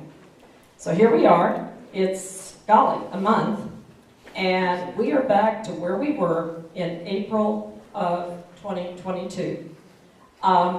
This is public knowledge. It's in our minutes and it's in the record that Orchard 2020 wants to have restricted access from our southern boundary at Centennial across the high water mark.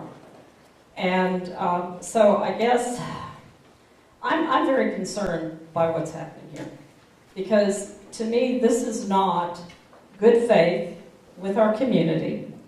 And here we are again, combining a design that will afford Orchard 2020 what Orchard 2020 wants. And when we have a subpart D that says in dog beach boundaries shall accommodate public passage along the lakefront in keeping with the IDNR guidelines. Those guidelines, which section? There was a 2013 guidelines, there was 2015 guidelines. They then may introduce a balancing test. And I thought that we had promised our community that anything we did on park property, we would have access so that the community could traverse both to our parks and from our parks. And so I'm going to suggest that we remove, in keeping with the IDNR guidelines here, and if we are determined that we're going to go back and go back to April of 2022, that we will include pedestrian access to and from Park District property to traverse the beachfront beyond park property along the high water mark in accordance with the Illinois Public Trust Doctrine. Thank you. My point of view on Dog Beach, as originally laid out in the Lakefront Master Plan, there was no Dog Beach. And candidly, I was in favor of that. Due to the great efforts of many in the public, they have educated me, and I hope my fellow commissioners, on the value of that dog beach. And it has been brought to my attention very clearly that it is an important element that brings a lot of joy to residents in Winnetka.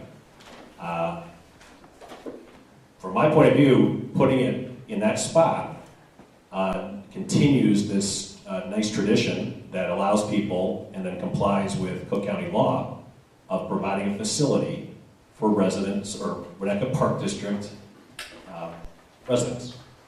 And I think that's a really important element.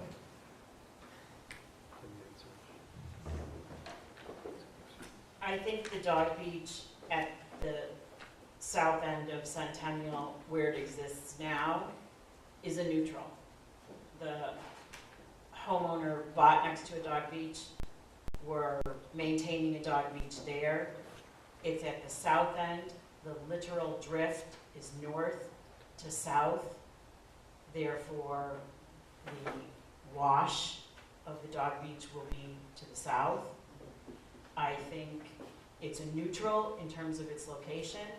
It should be a positive to the people who were quite vehemently supporting the maintenance of the location of the dog beach throughout the reconstruction of the master plan. And I think that the phrasing in keeping with the IDNR policy is really important to keep it in there, because otherwise we're simply expanding our jurisdiction. We can control what happens on our own property, and it's the IDNR's responsibility to control what happens on adjacent properties. We can certainly dictate what happens on our property and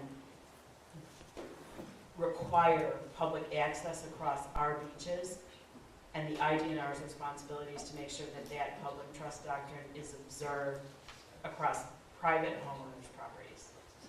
I expect there to be passage from our property to Orchard 2020's property. So I didn't quite understand Commissioner Root's comments, but I expect there to be passage. If we have to add that in to amend the motion, there's also been some comments that we're giving this beach to the dogs. Well, the dogs have had the beach for 25 years. It's just going to be a little bit smaller. It would be fantastic, but we're not giving it to the dogs. Everyone, whether you have a dog or not, will be able to access this beach, walk up and down, across Steel Groin, onto neighboring property. So it's everybody's beach. But at this juncture, if you have a dog, you cannot go on the rest of Elder Centennial. So I think this is an optimal, neutral solution that satisfies the most constituents in the community.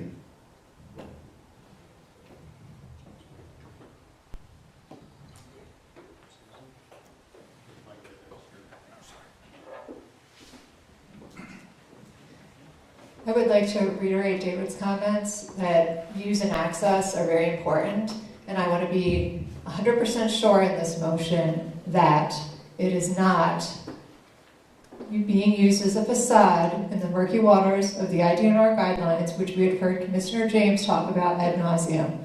So I think that the motion does need to be amended so that it is crystal clear that there are stairs or access through the gate to the south, and that when we get to things on the north, there is also parallel stairs and access on the northern side with whatever we do. All right, to be clear, that is exactly the intent of the motion, that we will have passage across.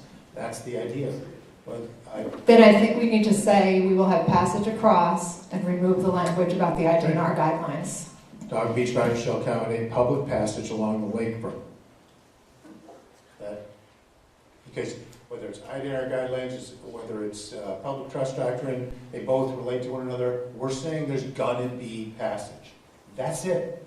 So I just want to speak to the purpose and intent of the location of the dog beach.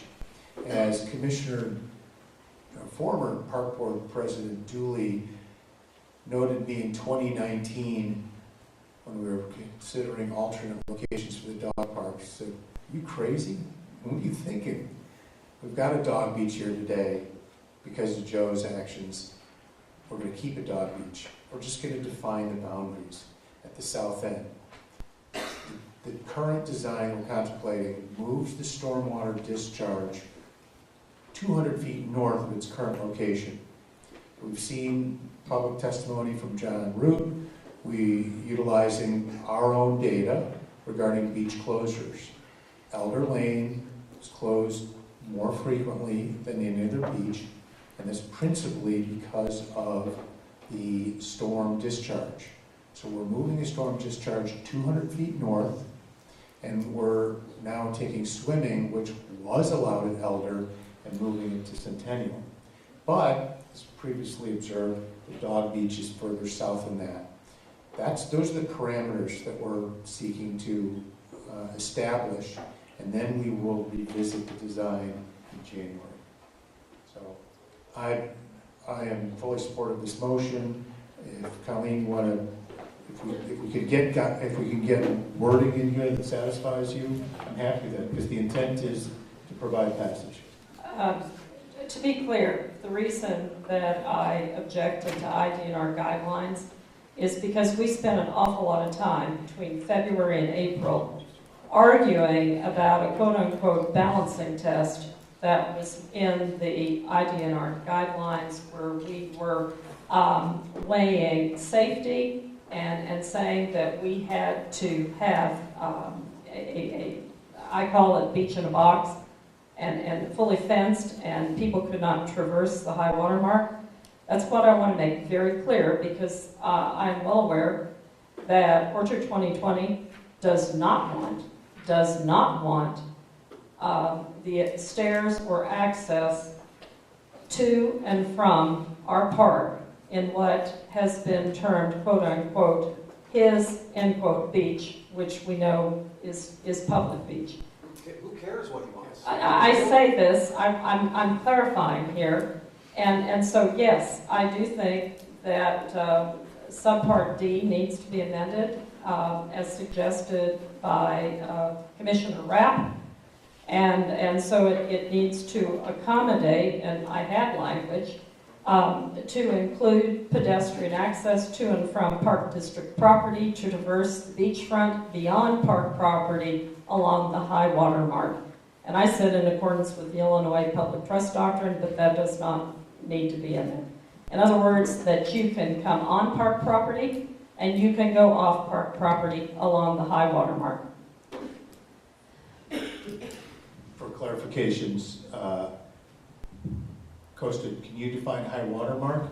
Because I know what the IDNR guidelines say. They prefer passage to be on the landward side.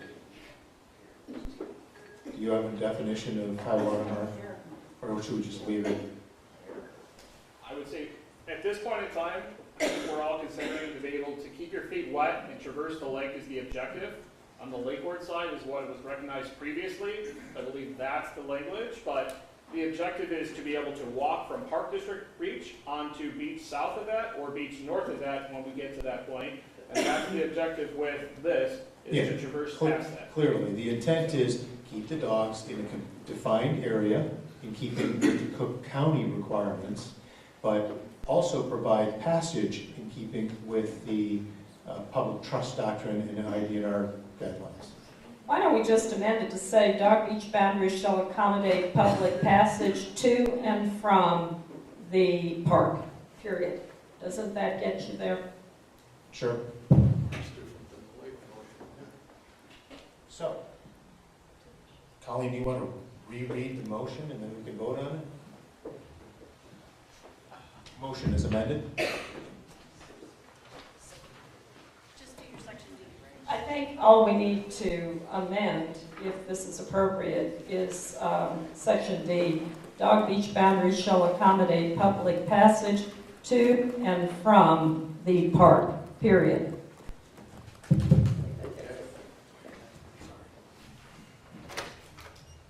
And maybe that could be confusing. This, I agree with Cynthia. Dog beach boundaries shall accommodate public passage along the lakefront.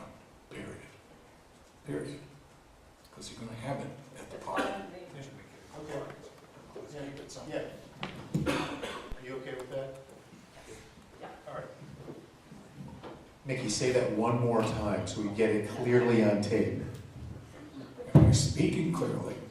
So, under D, dog beach boundaries shall accommodate public passage along the lakefront.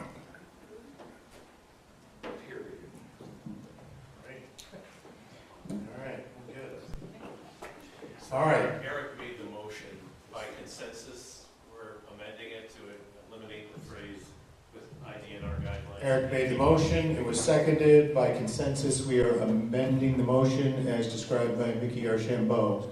And a roll call, please. Commissioner Seaman. Yes. Commissioner Kodo. Yes. Commissioner Archambault. Yes. Commissioner Lusson. Yes. Commissioner Rapp. Yes. Commissioner Root. Yes. Commissioner James. Yes. Motion passes.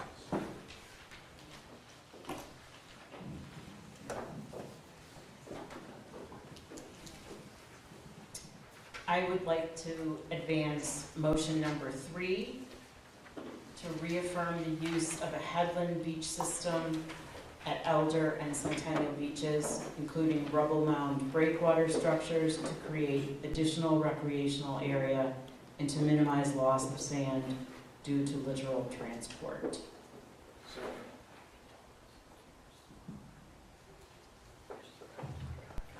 Motion made. Discussion. Costa, for everybody's benefit, you've got some pictures up there. You want to speak to that, Costa? Warren, thank you. As identified through the IDNR and examples of headland beach system, I put together 2 quick pages that show 4 different headland beach systems.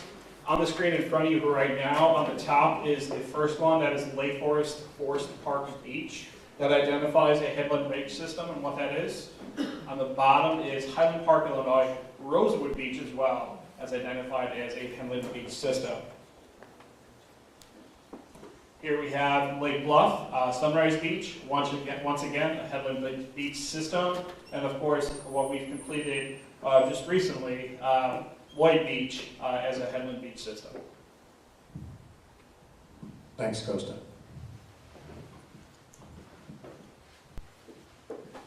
Like I always go first.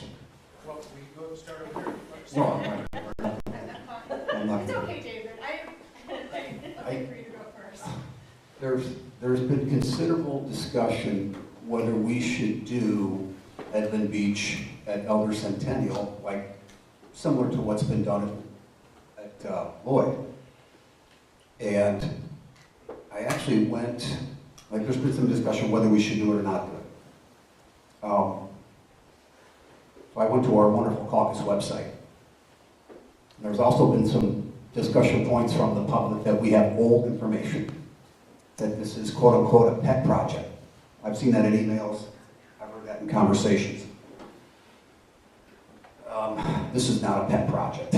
If you go to the caucus website and you look at planks that are related to our beaches and waterfront from 2015 to this year, 2022, and I'll read a portion of this year's plank from the caucus survey, which there were over 1,205 residents. The Park District should continue to implement Winnetka Waterfront 2030 with community support for the type of restoration and infrastructure work now complete at Lloyd Beach. It's not the whole plank, but that says the community, at least the caucus, which I'm a firm believer of, all of us are here, except for me because I was appointed, all of us were slated by the caucus. In 2021, the Park District should continue to implement Winnetka Waterfront 2030 with strong community support for the type of restoration and infrastructure work now complete at Lloyd Beach. 2019, 1,300 respondents. The Park District should continue to implement the Winnetka Waterfront 2030 with a priority on improving communication about the plan. The focus of the Winnetka Waterfront 2030 should be on improving water quality, which I believe we are trying to do by moving the pipe on the north side of the Elder Groin, infrastructure, and remediation of erosion rather than amenities and design elements.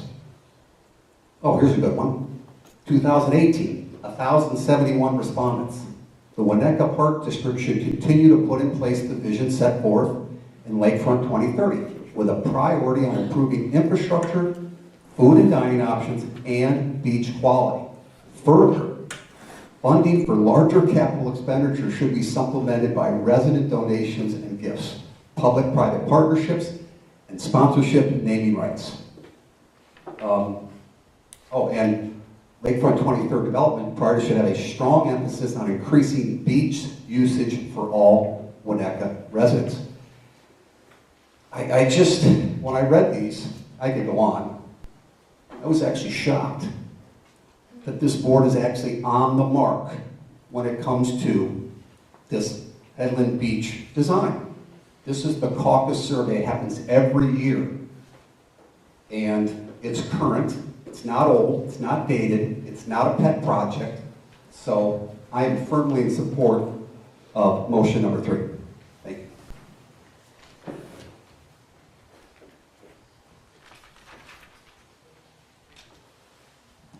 Who would like to speak next? Cynthia? I want to speak next. I don't want to speak.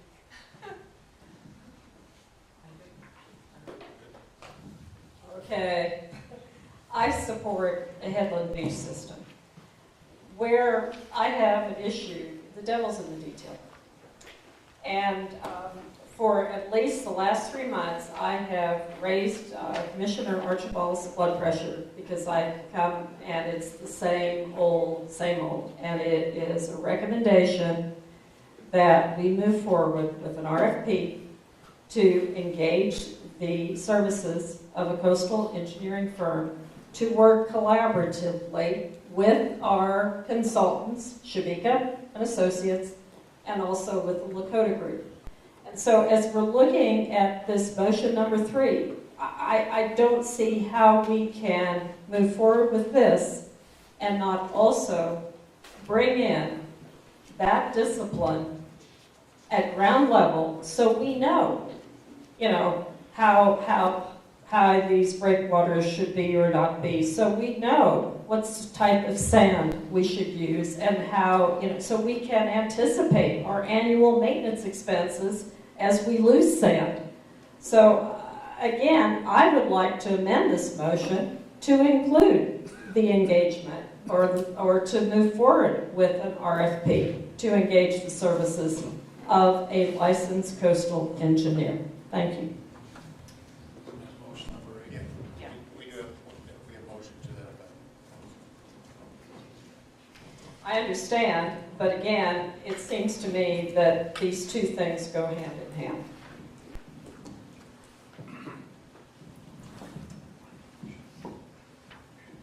So part of this motion is putting a pin in some of the components of the design so that you can come up with a plan that a coastal engineer can model.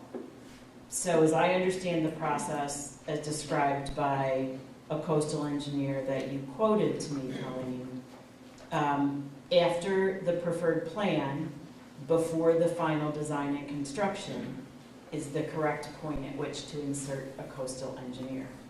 And I think we're all agreed, I don't want to presume, but I think we're all agreed that we want a coastal engineer in the process, but we do have to put a pin in some of the initial components of it so that we can create a plan that can be modeled. That's my understanding.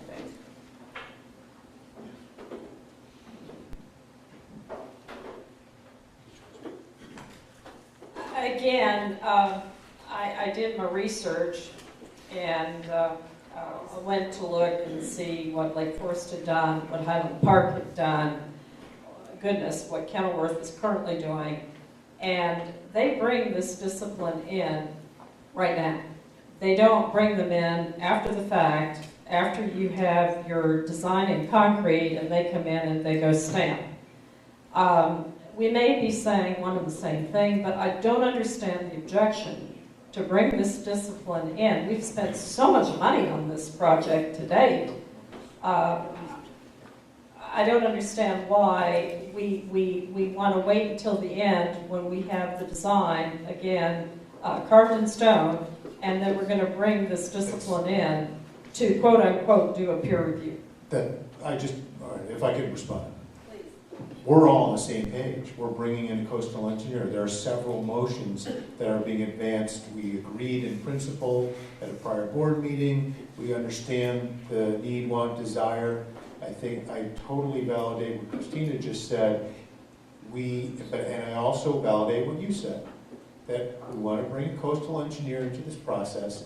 But I think what we're all trying to say is a headland beach system which creates additional recreation area and minimizes the loss of sand due to littoral transport is the preferred approach for Elder and Centennial.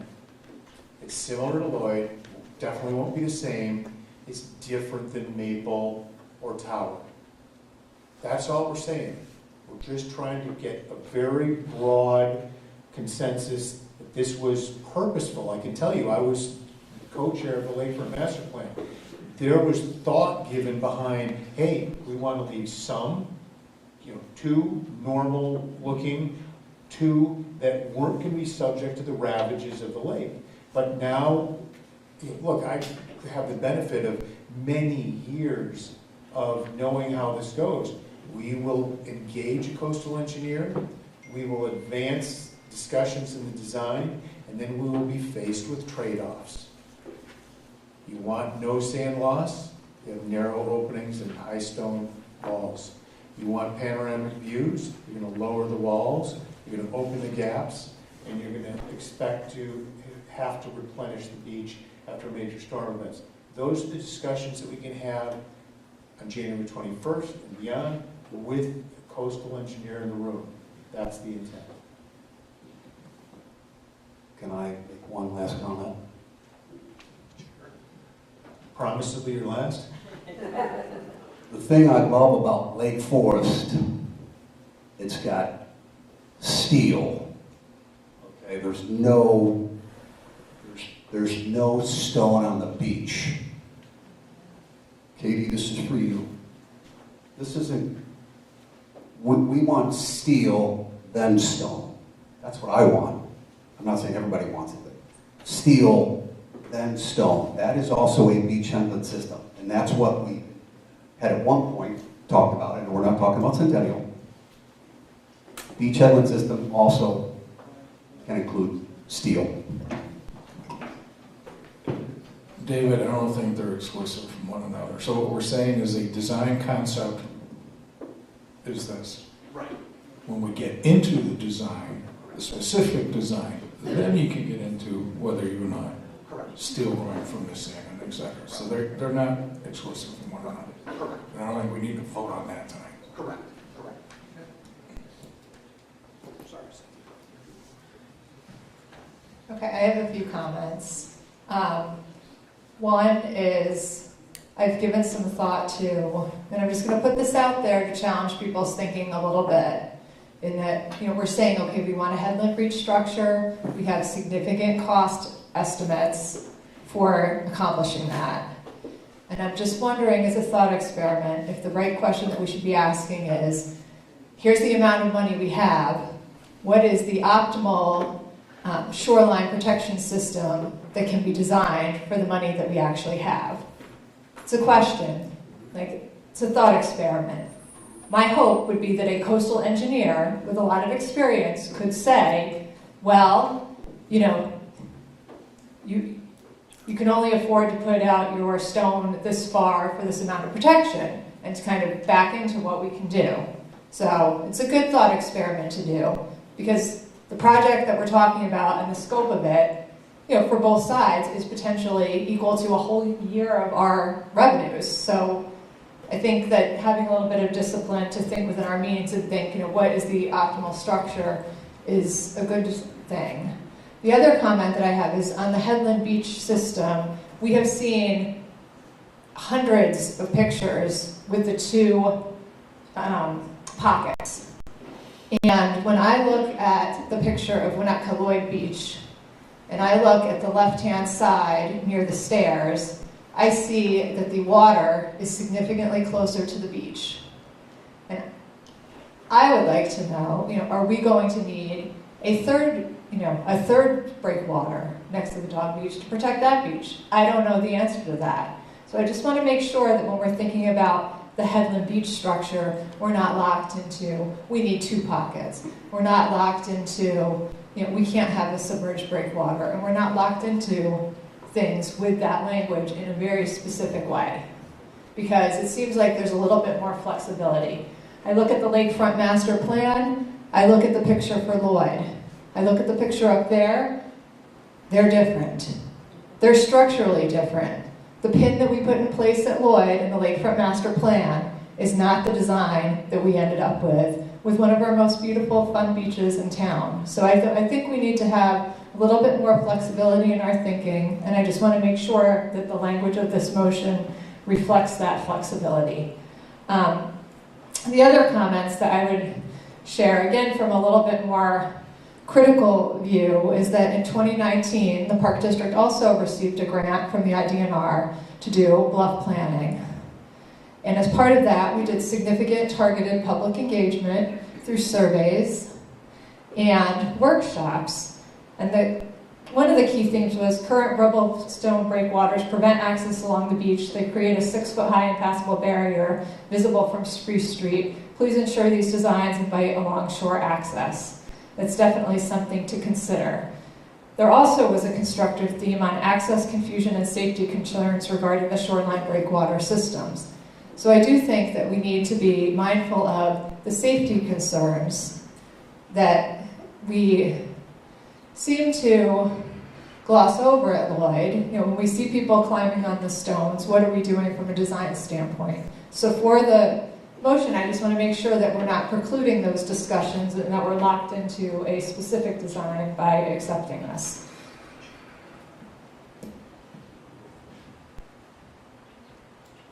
So a comment to your comment, and it's not refuted what you're saying. I think if we go with a design concept, then when you're getting the structural engineers, then you can get into the details of this is what we got for a budget. What are you thinking we can do? What are the pluses of that kind of design? What are the minuses of those kind of designs? So if we build it less tall, less long, does that mean we're going to be replenish sand more often? And then we can go through all of the cost modelings of that. But that is part of the detailed design process. So I think the thoughts are great, and we should consider that, and those should be discussions going forward. Again, I'm just promoting the motion that we go with a headland design as the criteria. All right, I'm going to reread the motion. Or Eric, Christina, you should read it. Motion to reaffirm the use of a headland beach system at Elder and Centennial beaches, including rubble mound breakwater structures to create additional recreational area and to minimize loss of sand due to littoral transport. Motion was made and seconded. It was just reread. Roll call. Commissioner Lusson. Yes. Commissioner Rapp. Yes. Commissioner Root. Abstain. Commissioner Seaman. Commissioner Cotto. Yes. Commissioner Archambault. Yes. Commissioner James. Yes. Motion passes. Motion number 4, adjust design of Elder Plan 2A. I move to resubmit all permits necessary to complete the renovation of Elder Lane Park and Beach in keeping with Elder Plan 2A and to proceed with the plan as considered on October 13, 2022, subject to the following provisions. A, plan shall include vehicular access path as previously designed and depicted on prior plans, allowing construction and maintenance access to Elder Lane Beach from the existing Elder Lane parking lot. B, plan to include replacement and rerouting of storm sewer from Sheridan Road to the new proposed discharge point within the outer edge of the rubble mound breakwater as previously designed and depicted on prior plans, subject to finalization of plans as guided by permit review comments from the several regulatory authorities and peer review from a licensed coastal engineer. C, adjust the height of proposed new stone breakwall at the north end of Elder to maximize panoramic views of the lake while ensuring adequate shoreline protection, subject to peer review by a licensed coastal engineer. D, remove the proposed viewing area on top of the stone groin at Elder Lane Beach to minimize the height of the rubble mound breakwall, and further to propose inclusion of a pedestrian viewing area to the top of the future rubble mound breakwall, separating the dog beach from the public swimming beach at Centennial in a manner that extends the ADA accessible path to the top of the future rubble mound breakwall. And E, amend Elder Plan 2A to remove the proposed stone breakwater improvements abutting the existing steel groin adjacent to 261 Sheridan until final disposition of the property exchange agreement is determined. Second. Comment? Discussion. May I? Oh. You go. If we're not going to have that, I'll call it lookout on the Elder groin, I would strongly suggest that we keep a portion of the existing pier at Elder. It's cheap, meaning we take the storm water out of it, pipe, we can probably fortify it with some stone. It's at 585, which I've never felt like that's ever impeded my view of any part of the lake whenever I went down to Elder, but nonetheless, I don't know if it's 80 to 100 feet, I don't know how many feet. I think it's a good temporary, potentially, or who knows, could be permanent, viewpoint until, if we ever, start to construct Centennial. And then if we can actually put a lookout point on the Centennial rubble mound, then potentially you may tear it out, or you might say, you know what, people really enjoy it. So I would really want a portion of the Elder Pier to remain. That would be number one. And number two, and Warren, I've mentioned to this, and I've had conversations with Costa, that stone that is north of the stormwater pipe, I don't want that stone there. I know there's whatever we can do to minimize, lower, whatever it is, that, I guess it's really right there. I would love to get, I'd love to get rid of it. I don't know if it's going to be buried in sand. Again, it's a little bit of Lloyd Beach hangover. That picture we saw, all that stone on the beach at 591 at Lloyd, works great at Lloyd, not working here. So, I don't know if we can amend the motion to keep a portion of the Elder Pier, as well as minimize, lower, cover the stone north of stormwater pipe. Okay, here comes the historian. September 22nd, we promised the public we were focused on Elder and that we were going to get Elder open.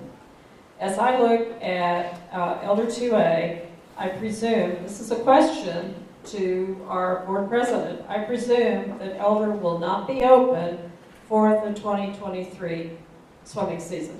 Am I correct on that? Proceed with this, yes. Okay, so we're not getting Elder open, which again is we're reneging on a promise. We're moving with Elder 2A, and again, it'll be the same old comment. We're bringing coastal engineer in after the fact to go stamp. Why wouldn't you bring the coastal engineer in right now to help with David's question? Do we really need to have this stone? Can we use steel? Why are you so predisposed not to consider moving forward with an RFP tomorrow to bring in the coastal engineer? Well, I'd like to then amend paragraph B. Not only, this is the plan to include replacement and rerouting of storm sewer from Sheridan Road to the new proposed discharge point. Let's go all the way down. And permit comments from several regulatory authorities and a licensed coastal engineer engaged immediately for this process and as approved by the Village of Winnetka. I think the stormwater pipe has to be approved by the village, and I'd like to see that in paragraph B. Just for clarification purposes, so everybody understands, the storm sewer pipe exists. It is owned and operated by the Village of Winnetka. It was installed in the late 1940s. The pier is in disrepair. A chunk of steel broke off the end and washed up on shore earlier this summer. It is long past its useful life. The plans that were prepared by a licensed civil engineer on behalf of the Park District, Spaceco, were developed in concert with a separate consulting engineer, Christopher Burke, otherwise known as Seabell, on behalf of the Park District. And then they were presented to, discussed with the village staff, Jim Bernal and Emily Grimm. And they engage their third-party consultant, Strand and Associates. So the plans that are already developed, we had a permit application submitted to the MWRD that was signed off by the village engineer. So we are trying to be responsible with your tax dollars, recognize that all this work had been thoughtfully completed, vetted by the village to the point where they signed off on the permit application, and the MWRD came back with initial review comments, and that's when the permits were withdrawn.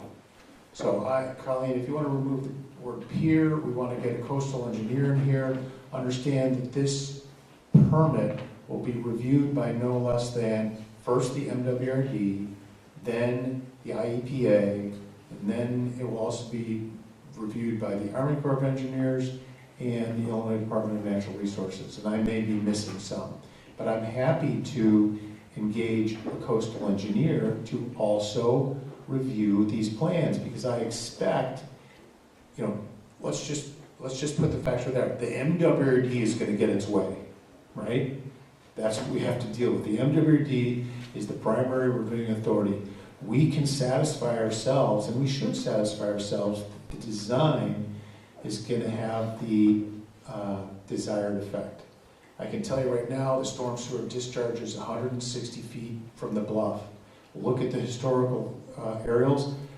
At 160 feet, it's almost dry in 2013. We're pushing it out around 210, and we're moving it 200 feet north. That's the intent. There were other discussions, thoughtfully advanced by Chuck Dowding. I've had lengthy conversations with Chuck. We've talked about it. To extend the pipe to a discharge point where you could do it in the lake bed, we're going out 600 plus feet. A very expensive proposition. This is the village's storm sewer pipe. The village is waiting for us to land on a design, and they will opine on the efficacy of the discharge and the stormwater pipe, which they already have. So I would prefer not to spend more dollars than we need to, but agree that we can get a coastal engineer to review the current designs and have his advice contemplated in any subsequent modifications. We have to do an RFP. We have to do an RFP. There are subsequent motions here to engage a coastal engineer. There was a motion passed previously by Cynthia at a prior board meeting requiring an RFP. That's why we're going that route. That's what's pushing this whole process a little bit, another 30 days, but that's what we're doing. That's what we intend to do. Thank you.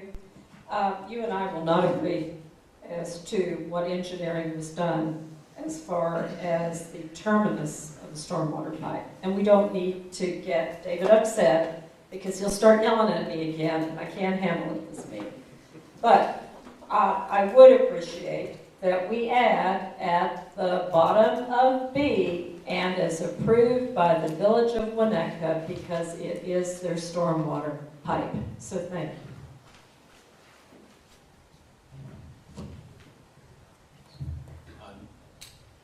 An article on section D, the proposed inclusion of pedestrian viewing areas on top of future rubble-bound break wall. Whether it's the north or the south, I certainly have grave concerns about placing that space up top for the inherent risk factors that it presents to patrons of the Winnetka Park District. So I don't think that's a good idea. I think the premise is wonderful. I don't think bringing people up to that space is good. A good idea. Can we leave the pier? I personally think the pier is in disrepair and would continue to just be an eyesore for this wonderful project. And the idea of leaving it, building potentially a beach around it, and leaving that there and having to come back down and rip it out, doesn't seem very economically feasible to me.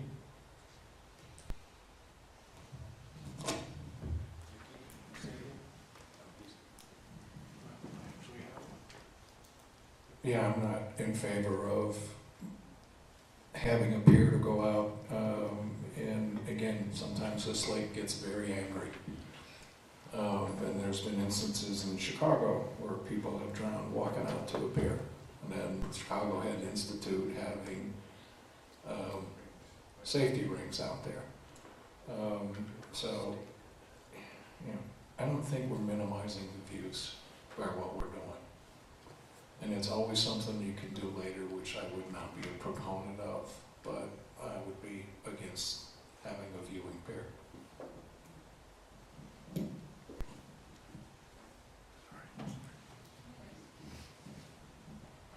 Where to start? First, I have a question for Mr. Peterson. I had observed that in the original packet, there was a staff memo that had a bunch of motions similar to these, produced by Costa, and I just am wondering if you could talk about the motions that were included, specifically this one, and the one here, and what changed between when that was posted and when this was put forth. So I looked at the grammar. I also looked at the reference to elder and elder beach, or the consistency of the words within each of the motions. So I just tried to make the motions as consistent as possible. There was a reference to JD, I believe, in one of these motions, so I asked Costa to help me with the reference to JD, so I included that. So essentially, the motions are as you would read them in the packet that was posted. I just provided some grammar to ensure that there's clarity and certainty around each of the motions and consistency in the language. That's it. Because the motion in that memo was just to adjust the height, adjust the design as proposed in Elder 2A to reduce the height of the stone on the breakwater structure where possible to increase views while protecting the beach, and consideration to remove the stone groin on the south steel jetty adjacent to 261 Sheridan until further direction is known from the property exchange. That was what was previously on the website, and then also in the board summary memo. Okay. 4. We're on 4. We're discussing motion 4. Exactly, discussing 4. Okay. 4E, amendment 2A, plan to remove the proposed stone breakwater represent letting the existing steel frame adjustment until final disposition of the property exchange is determined. So I did the word property exchange on E, 4E. I inserted the word property exchange is determined. This is my motion. I drafted it. I discussed with John his wordsmithing to clarify the intent. My intent is consistent. It's clear. So I don't have a problem with the modifications, but if there's that, I fully understood that we would have board discussion, so I'll reserve further comment. Okay, I guess the motion as it's written, to me, does not preserve views. I see that the steps are still in the picture, but the motion does not explicitly indicate that there'll be steps. So, so I think that is definitely a challenge. In keeping with 2A, which includes steps, right? I mean, if you want to add it, add it. 2A, design 2A clearly has steps. So that's consistent. The other thing that is not addressed in this is the length and size of the breakwater, and I feel like that's a critical ingredient to being in a position to... Also by reference 2A. We took 2A from 1013. That exhibit is in the board packet. Everybody looked at it. We studied it at length, and I'm making amendments to the design 2A. I guess that the question that I had asked was, what's the magic of the 221 feet if we have not had the coastal engineer? Like, where did that 221 feet come from? Can we get by the smaller breakwater? Can we not? I am uncomfortable saying we're going to permit with 221 feet because maybe we could do as well with a smaller breakwater. And that boxes us in to a huge cost because then we are obliged to build a 221-foot breakwater, which is beyond our budget. I feel like it is premature to be saying we're going to race out and submit permits because I don't feel like we've done due diligence on our plan. We have we don't have a full plan. We can't spend money we don't have. We cannot spend money we don't have. That's why I asked Costa, what the heck is going on with golf? We have limited resources. And if the bid comes back, for whatever the heck we settle on as a board and a community for design, and we don't have the money, we don't build it. We cannot spend money we do not have. I do want to try and advance this. I'm trying to be as explicit as possible. I think we should vote on this motion. Before we do. Yeah, make amendments and then come okay. to a vote. Again, the devil's always in the detail here. And we are moving ahead with a design that has not incorporated the review, modeling, and report of a licensed coastal engineer. And, you know, I support Commissioner Rapp's comments here. I mean, we have worked for months listening to the public tell us that what they value when they go to the beach is the panoramic view, and they want access. I want to reread C. Adjust the height of proposed new stone break wall at north end of Elder to maximize panoramic views of the lake, while ensuring adequate shoreline protection, subject to peer review by a licensed coastal engineer. If you want to wordsmith that more, please. We're trying to be consistent with your desires. Yes, we want a coastal engineer to weigh in on the design. We could adjust the height, the length, but we need to move forward. We need to advance. And I would also want to say the first thing we need to do is the north groin. That is just a given.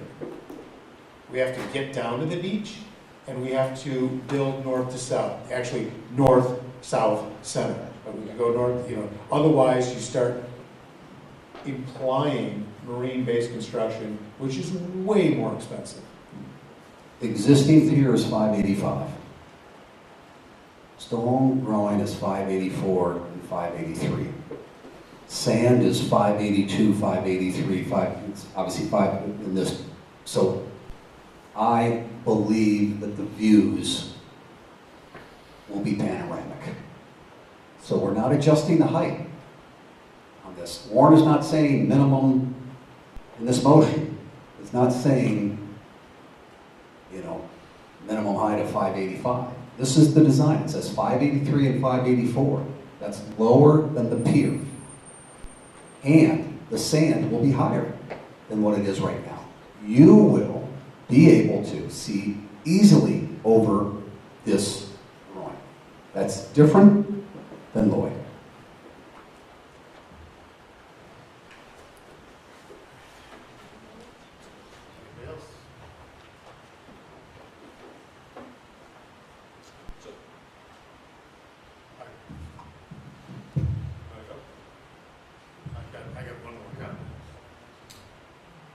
In furthering of my comments around the pedestrian viewing areas on top of future rubble ground break walls for the Elder side and potentially the Centennial side, do I need to make a motion to amend that language? You've got it here. Remove the proposed viewing area on top of Stone Groin at Elder Lane Beach. Minimize the height of rubble bound break wall and propose inclusion of pedestrian viewing area to the top of future rubble mound break wall, separating the dog beach from the public swimming beach at Centennial in a manner that extends the ADA accessible path to the top of the future rubble mound break wall. Thank you.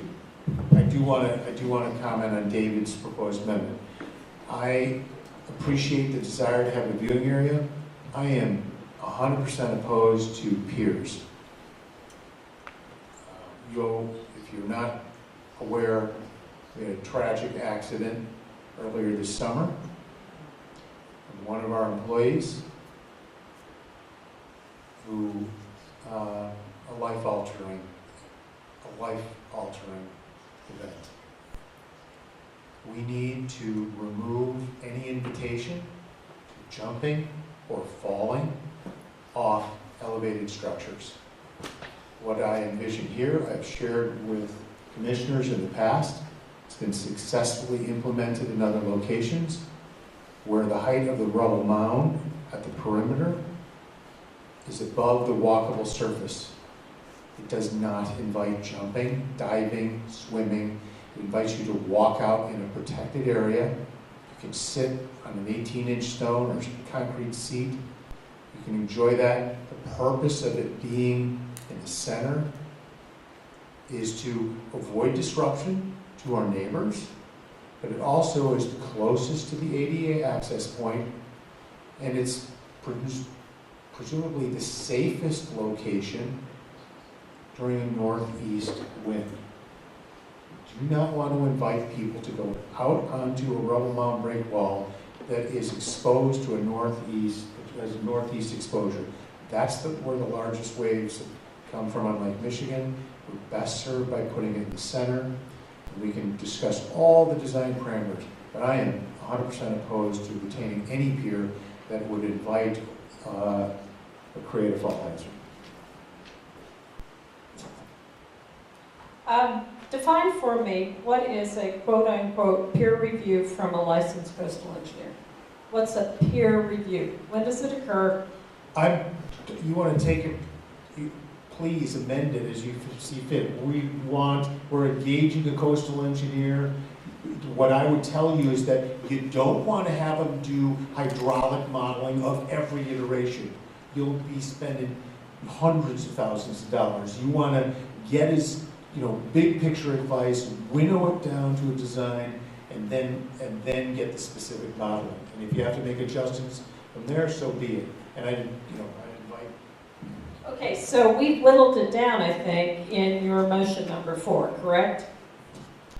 Yes, but I would, if you want the caveat that we have to accommodate, suggestions, recommendations, considerations, as I do. I mean, let's break the expertise in as other communities do.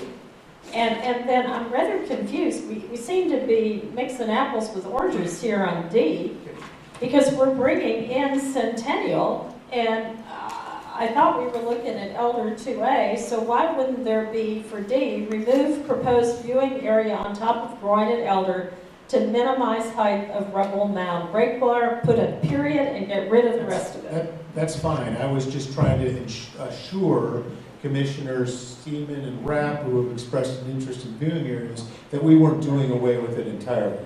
We were simply relocating it to a different, more appropriate location, in my opinion. Colleen, do you want to read those D and whatever you want, however you want them to read? Put it into the record.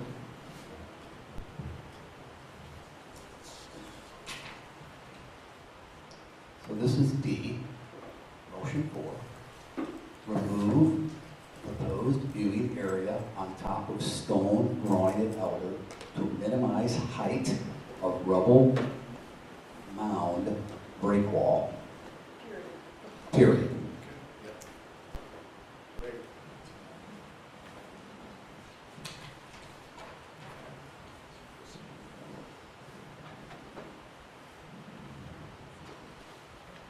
Any other amendments?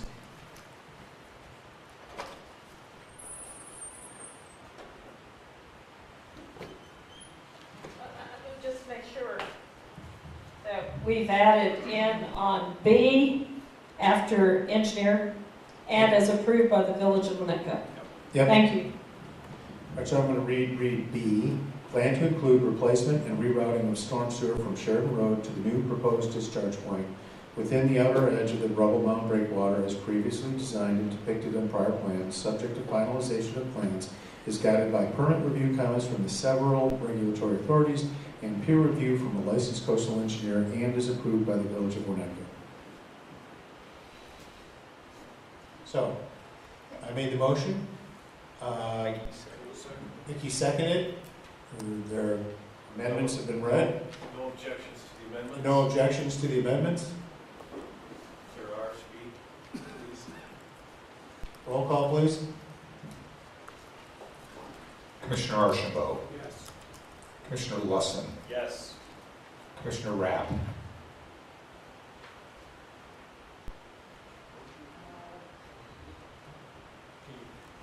No, she said no. Commissioner Root. This is a hard one for me. I really want to get Elder open. I want it open for 2023. You've accommodated my changes, but I'm going to vote no. Commissioner Seaman. Yes. Commissioner Cotto. Yes. Commissioner James. Yes. Motion passes.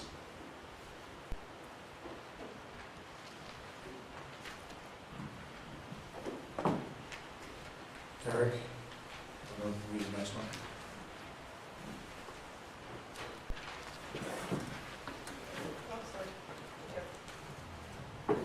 Move forward, motion number 5, incorporate pedestrian access down to Centennial Beach. The motion is to incorporate pedestrian access path that is complying with ADA standards to Centennial Beachfront as previously designed, with continuously accessible path from existing parking lot to the boardwalk at elevation 590 or below. Second.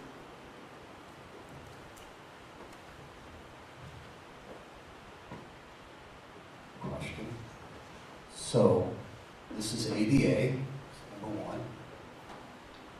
Number two, if you do not have a dog, you can enter Centennial Beach if you don't have a dog beach pass. Is that correct? So we're trying to expand the public access to Centennial from from Centennial Park, while also being respectful to ADA. Okay.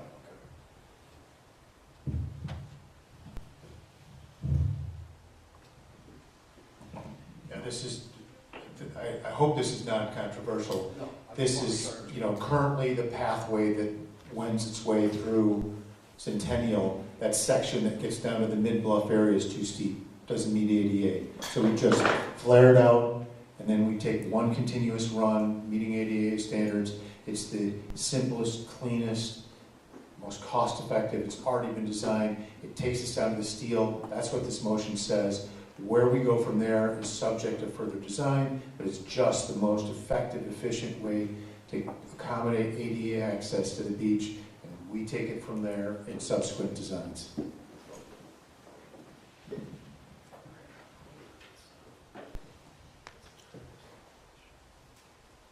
Does this motion definitively commit us to the boardwalk?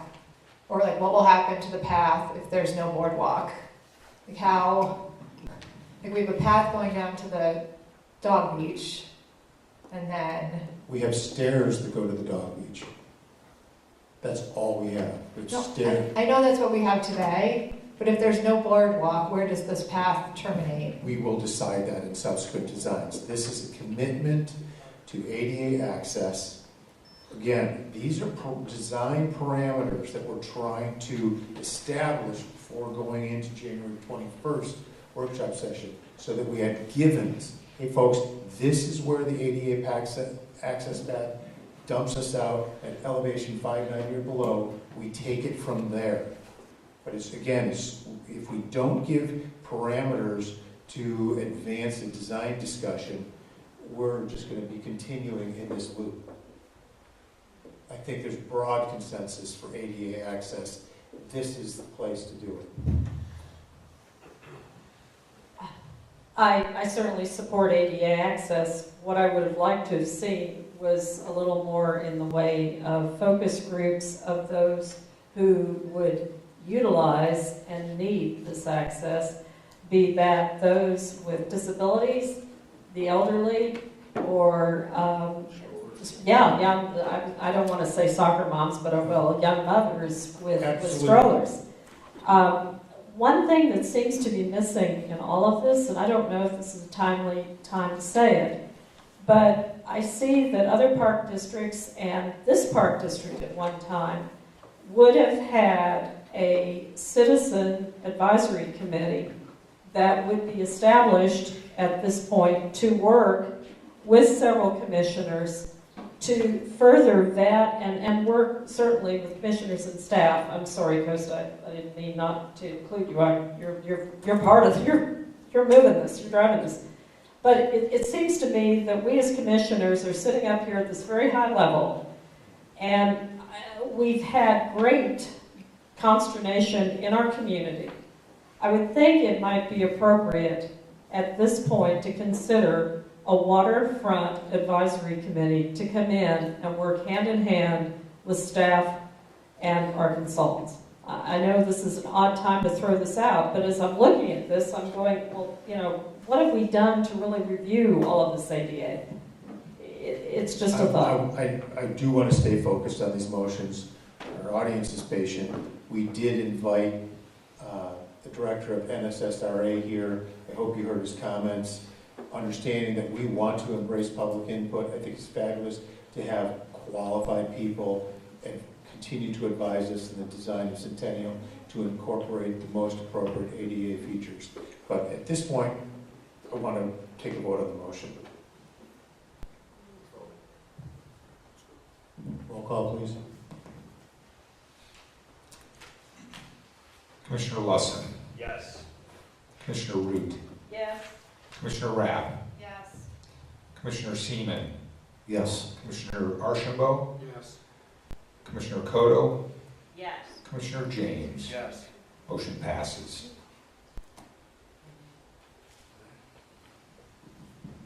Motion number 6, hold a special board meeting on January 21st, 2023 for Centennial Design Review.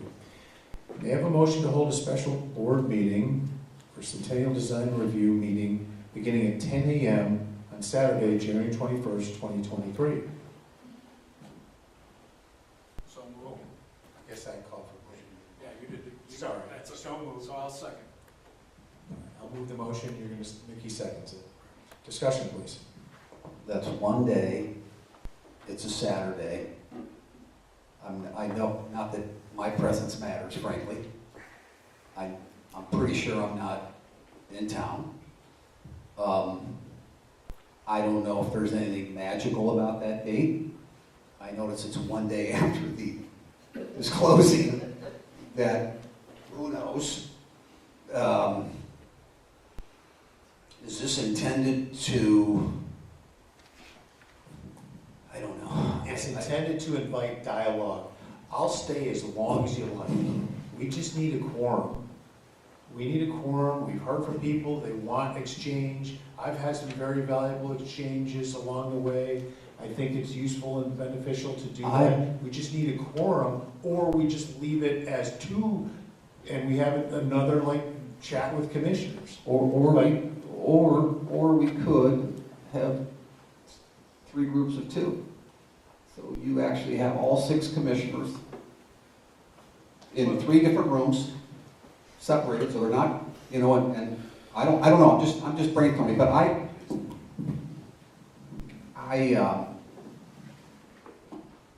really think we got to get Elder done first. And I know we are, but we're now moving into the budget season. The next several meetings are going to be highly focused on the budget. Cynthia's brought up a lot of good points, like what's the dough? How much money do we have?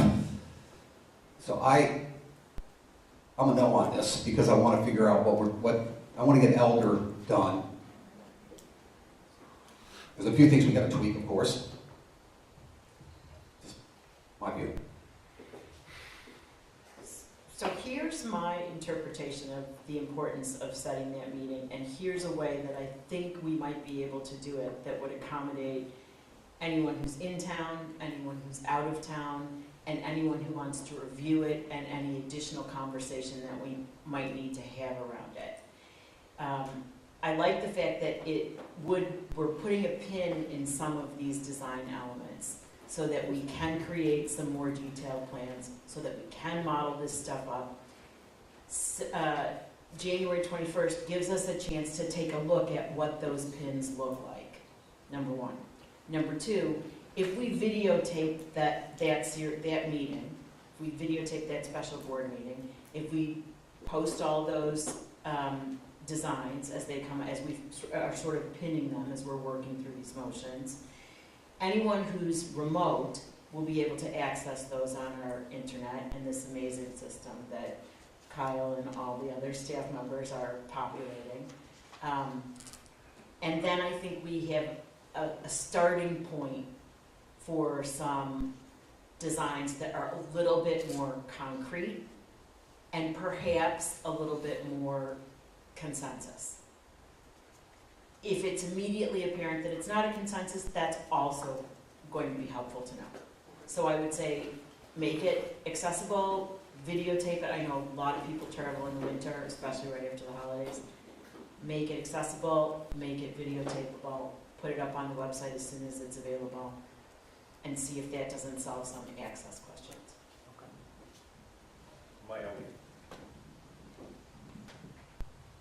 My only comment is, as a husband of a very patient wife and 4 young children who are very active, as many others are within the community, I know pretty well I'm not going to be able to make a 10 a.m. meeting on a Saturday. So if there's any consideration for another day, I'm looking for public participation, engagement. January 21st ties to the engagement of a coastal engineer. You know, I think it gives us time between now and if we get an RFP out, we vet them, we make a decision in December. They have time to confer with Lakota and Shabika so that they have some thoughts coming into January 21st. As long as we can get 4 commissioners there, we've got a quorum, and it's really a public dialogue, and we can do it Zoom so everybody can see the exhibits. I want to keep this process moving, but that would be after we approve our budgets. yeah, no problem with the process, just highlighting the day of the week, which could be a challenge. Yeah. Warren? I can make it. No, does it have to be a special board meeting, or it can just be a meeting? We cannot convene more than 2 commissioners to Someone can discuss take minutes. actions without, well, Steve advised us. What Yeah, that's exactly right. You cannot have a gathering of a majority. Sorry. Can't have a gathering of a majority of the quorum without calling a meeting, and that's 3. Can we have a quorum check here? Who can make it on the 21st of January? All right, we got 4.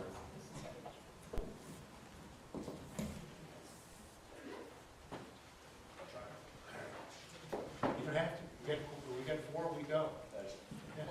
Just to clarify though, I mean, is this a commissioner-led initiative, or is this really like a workshop that has staff, that's supported by Lakota? Are they intended to do a series of surveys, and perhaps we even include some things like Elder, as they've done with the 2040 plan, or even if people could not make any of the meetings, they could still have input? Because They're taking the direction we're giving tonight. We're putting parameters around the design. They can move it forward. They can come with ideas to spur conversation, right? We're fixing Elder. That's pretty much there, subject to further study. We got a lot of discussion to have around Centennial, around the Centennial and Dog Beach stuff. And if we get this, go out to RFP, hire by December, get that team together, we let staff meet with them, get together, and so that they come with stuff to foster further discussion of the Dog Beach and Centennial. And hopefully we have an understanding as to where this exchange is going.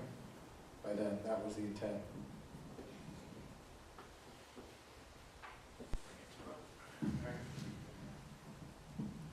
You ready?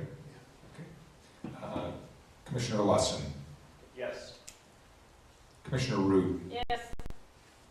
Commissioner Rapp. Yes. Commissioner Seaman. Yeah. Commissioner Archambault. Yes. Commissioner Kodo. Yes. Commissioner James. Yes. Motion passes. Motion number 7. You want me to read it? I'll read it. You want to read it? Yeah, I'll read it. I was suggesting that we get rid of the alternate. All right, well, shall I read it and then you can Sure. seek to? Okay, motion number 7, replacement of Commissioner Colleen Root on the Property Exchange Negotiation Team. Motion to replace Commissioner Colleen Root with Commissioner Christina Cotto, alternate Commissioner Mickey Archibald for the Property Exchange Agreement Negotiation Team. Second. I just had one suggestion. This is not against Mickey, but I just think it's better for the board that I would like to strike alternate Commissioner Mickey Archibald. If I believe Christina is committed to this. I believe she will make herself available. There is not a lot of engagement that is needed with Orchard 2020, considering recent developments.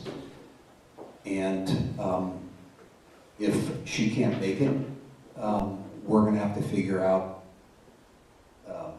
who that person is. But I'm in favor of not having an alternate in this motion.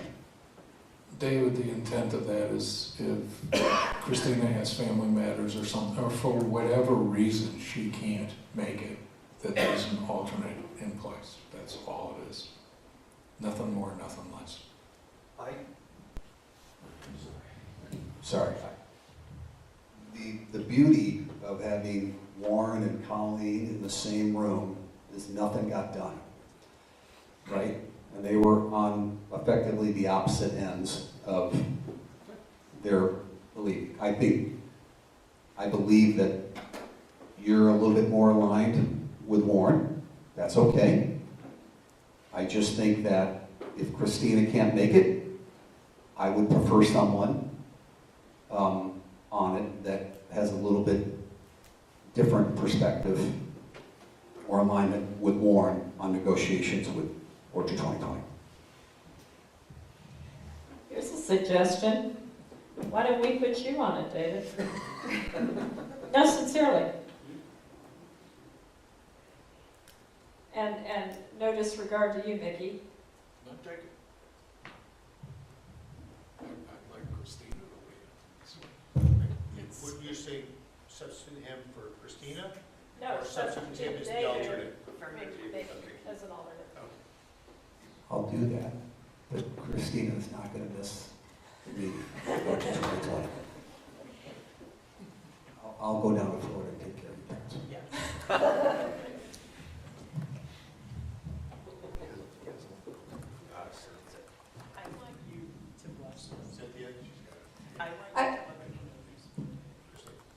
I was just going to say that if Christina is willing to do this, that the rest of the group should conform to your schedule and availability. Commissioner Cotto has asked me to state that I support this. I've actually asked to be removed, and here's why. It is my opinion that the property exchange agreement lapsed some time ago. It is also my opinion that we are circling back with what we have done this evening to more or less telegraph to Orchard 2020 that we are ready to do anything that Orchard 2020 wants so that we can close this exchange agreement. I'm very nervous about the fact that we have more or less ignored the petition that was filed that we were served with, and we are barreling ahead in what I see is somewhat rash defiance of that petition. This concerns me because it goes again to the promises we made to our public that we would operate with best practices in transparency. And all of this has come about since our meeting of September 22nd. So we are back to April of 2022, and I find that very disheartening. Thank you. What? Colin, the petition you're referring to is the lawsuit. Okay. It's 9:20. Let's be courteous to our guests. Can we call for a motion? Can I reread it? Can I reread it as amended? Anybody else want to make comments? Motion to replace Commissioner Colleen Root with Commissioner Christina Cotto, with approval to recognize Commissioner David Seaman as the alternate for the property exchange negotiating team.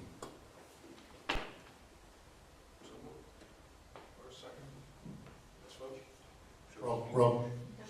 I move in that motion. I'm making that motion. Mickey seconded it. Start with Colleen. She made the motion. I just remade the motion as amended. I remade an amended motion. So. Yeah, without objection, we're going to go with the remade motion. Is that acceptable? Absolutely. Are we ready to vote? Yes, please. Commissioner Archambault. Yes. Commissioner Lusson. Yes. Commissioner Rapp. Yes. Commissioner Root. Yes. Commissioner Seaman. Yes. Commissioner Cotto. Yes. Commissioner James. Yes. Motion passes.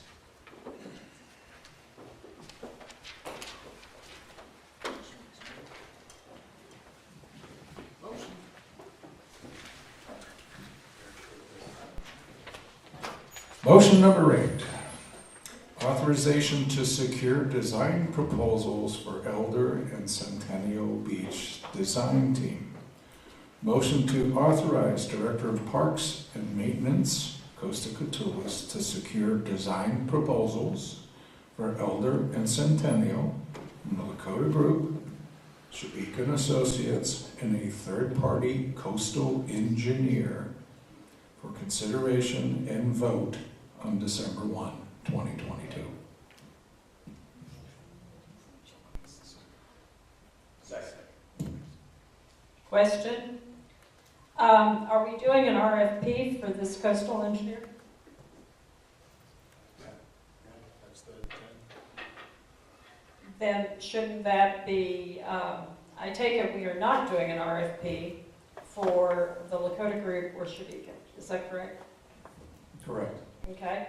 Then could we possibly amend this motion to state that where we have third-party coastal engineer and to move forward with an RFP to secure the services of a third-party coastal engineer? Yes. Is that okay?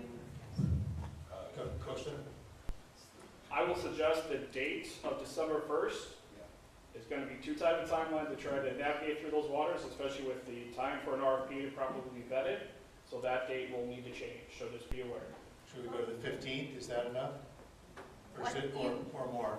I would suggest that gets tabled until the beginning meeting in January. At that point in time, we'll have proposals, we'll have an RFP, because the RFP will probably be discussed in December, and then we can have proposals back from that engineer at that time. I would suggest that we then do an RFQ, so we can winnow the list and get proposals. I don't want a whole bunch of people. The first thing we have to do is RFQ, and we should be able to get an RFQ decided upon in December. I'm disappointed that we can't get it even sooner, as a request for qualifications. So I think there's other motions in here that might strike other people. We should absolutely winnow down the list. We don't want to waste people's time submitting proposals if the group doesn't qualify. The Local Government Professional Services Selection Act states that if you are going to hire an engineer that you don't already have an existing satisfactory relationship with, you must go through a qualified selection, a qualifications-based selection process, which requires us to go through RFP, and we do it through a statutory process that's going to require the submission of actual requests for proposals, and then the rating of those proposals, and then the determination of the appointment of the successful candidate. Well, let's get after it. Yeah, I think, the time frame that Coastal laid out, I think will work even if we're an RFP. So I think we'll make it. Can we get somebody engaged for the 21st? Will we have somebody on board by the 21st of January? If we can get board approval on the qualifications and the board approves that candidate, whoever we decide is the best, the best or engineer, best firm, once we have that approved, then that timeline starts running for them to be engaged, get up to speed on the project, and then start putting their plans together along with their fee proposal, which will have a basis fee proposal, but then there could be the potential for negotiations on that fee proposal as well. So that's where, with holidays and everything else, I just want to make sure we're setting a timeline that's realistic. Are we disadvantaging ourselves by squishing this too much? Would there be engineers who would say, I can't do it in this time frame, I'm out? Possibly, I can't say one way or the other. Yeah, okay. I'm just curious. I mean, I know we're just doing this engagement, so there's not a lot of work to do beyond. So one comment that I could make, or I'll make, is if we were to engage with a satisfactory coastal engineering firm that we've worked with, i.e. Baird and Associates, would be potentially one. I believe, Steve, you have to interject on this to make sure I'm not overstepping, but we've had a satisfactory relationship with them as the coastal engineer for the lakefront master plan. So if the board felt comfortable re-engaging Baird and Associates, I think that would be something we could possibly move forward with, get consensus on, and start that process sooner, but that would not allow us to go out for RFP. We would be selecting Baird as our coastal engineer. So that could be one way to do that, but that's not my decision to be made. Yeah, I think, unfortunately, we're in a situation where we probably need to go to RFP for a coastal engineer just because of the history. Brilliant suggestion, but I do think we have to put him in comp. Yeah. Yeah. It would save. So, the motion now reads what?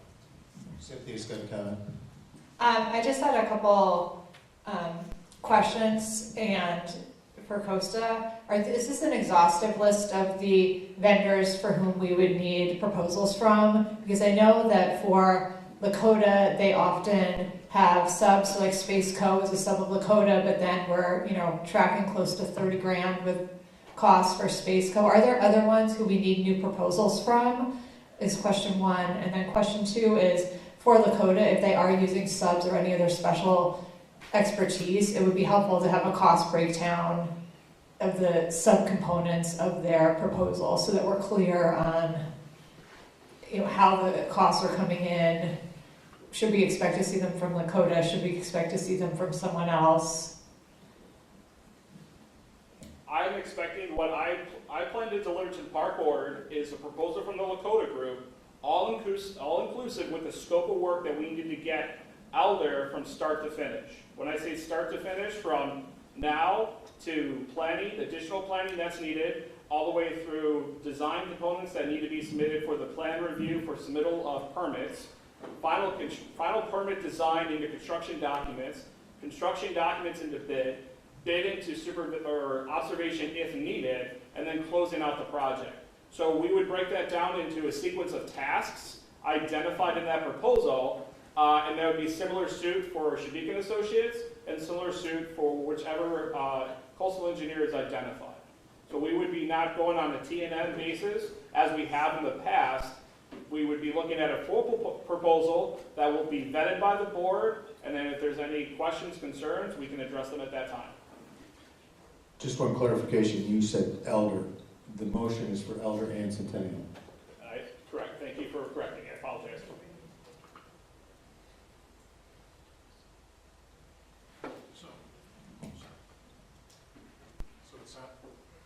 Sounds like the amendment is just the date itself is the issue. So can we say sometime in January 2023? Is that too broad, or for consideration vote? There you go. For consideration vote in January. Just vote. Oh, yeah. Colleen, do you want to reread it? Motion to authorize the Director of Parks and Maintenance, Costa Catullus, to secure design proposals for Elder and Centennial from the Lakota Group, Shabika and Associates, and to move forward with a request for proposal for a third-party coastal engineer for consideration and vote sometime in January 2023. Do they give you enough flex? I think if we just leave it for a vote by the board and stop it there, if we get done early, fantastic. If we're in January, so be it. Good point. Mr. President, Yes. meeting date in January 21st. No. Okay, that's right. No, No, that's the meeting date is the 19th. 19th. Okay, so it's boom, boom. Yeah. So I'm just thinking, shoot for that meeting. Yeah, we purposefully cited January 21st because it's 2 days after our meeting. So at the latest date, we'd be signing a contract with an engineer on January 19th to attend on the 21st, but that should be a doable deal. All right, a motion was made. We're going to amend it to remove the date. There should be a period after vote. Everybody consent to the amendment? You have a second amendment for that. Yep, and move forward with a. No, as Colleen just read, would second that motion, subject to an amendment to remove the specific date. Everybody get it? Yep. Roll call. Let me just validate. Who made the motion and who seconded it? Colleen made it, I seconded it.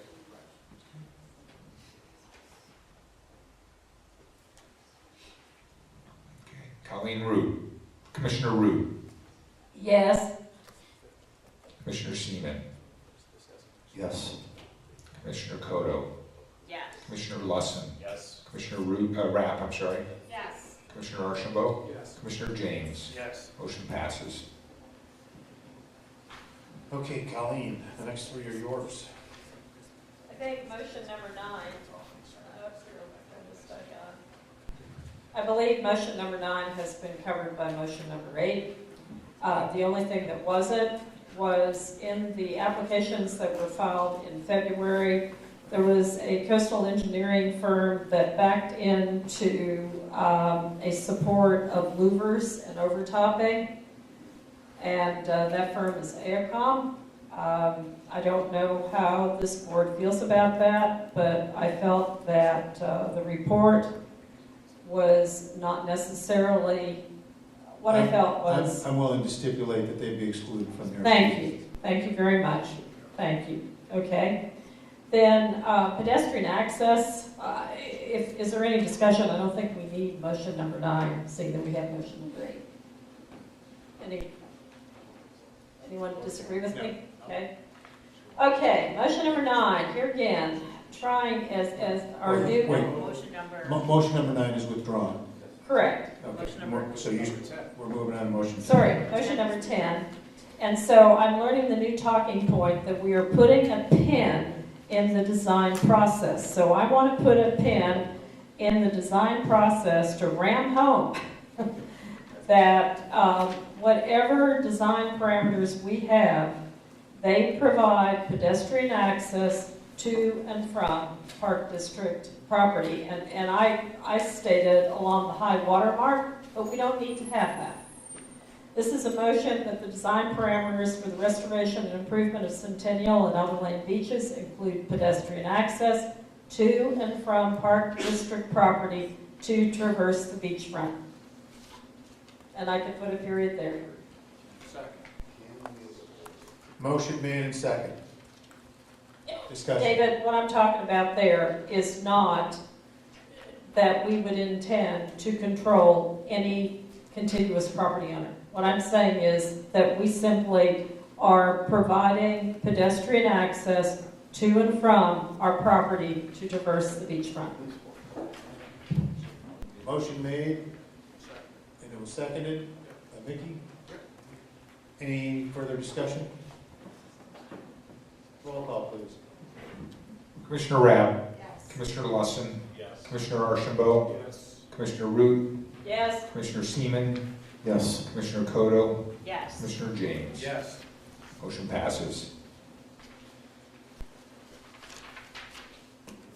Colleen, keep going. This motion number 11 was one to limit barriers or impediments to open lakefront vistas. This rather coincides with Commissioner Rapp's earlier comments.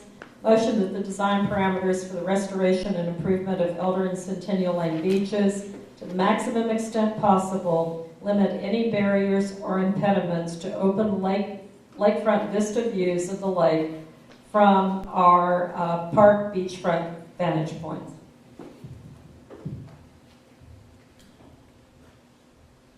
That's the motion. Second. Is there a second? Second. Discussion. I have an issue with the wording to the maximum extent possible. I don't know what that means. Does that mean 580? Does it mean 581? I'm not trying to be, I'm just concerned that it could be used against moving forward with the design of the beach headland system, because maximum could be interpreted as I'll take it out. nothing. So motion that the design parameters for the restoration and improvement of Centennial Elder Lane Beach limit, but if you take out limit any barriers or impediments to open lakefront, it's I'm still a little uncomfortable with that. All right, let's advance the discussion. I struggle with this one because I don't know how to enforce it. I like the idea. Fully noble, obviously the key tenet of the Lakefront Master Plan, just not sure how you word this so that you can enforce it. And I think the way that you can enforce it is by an up or down against a proposal, which is what we're going to be asking in January 21st. I have a suggested revision. Motion that the design parameters for the restoration and improvement of Centennial and Elder Lane beaches accentuate open lakefront vista views.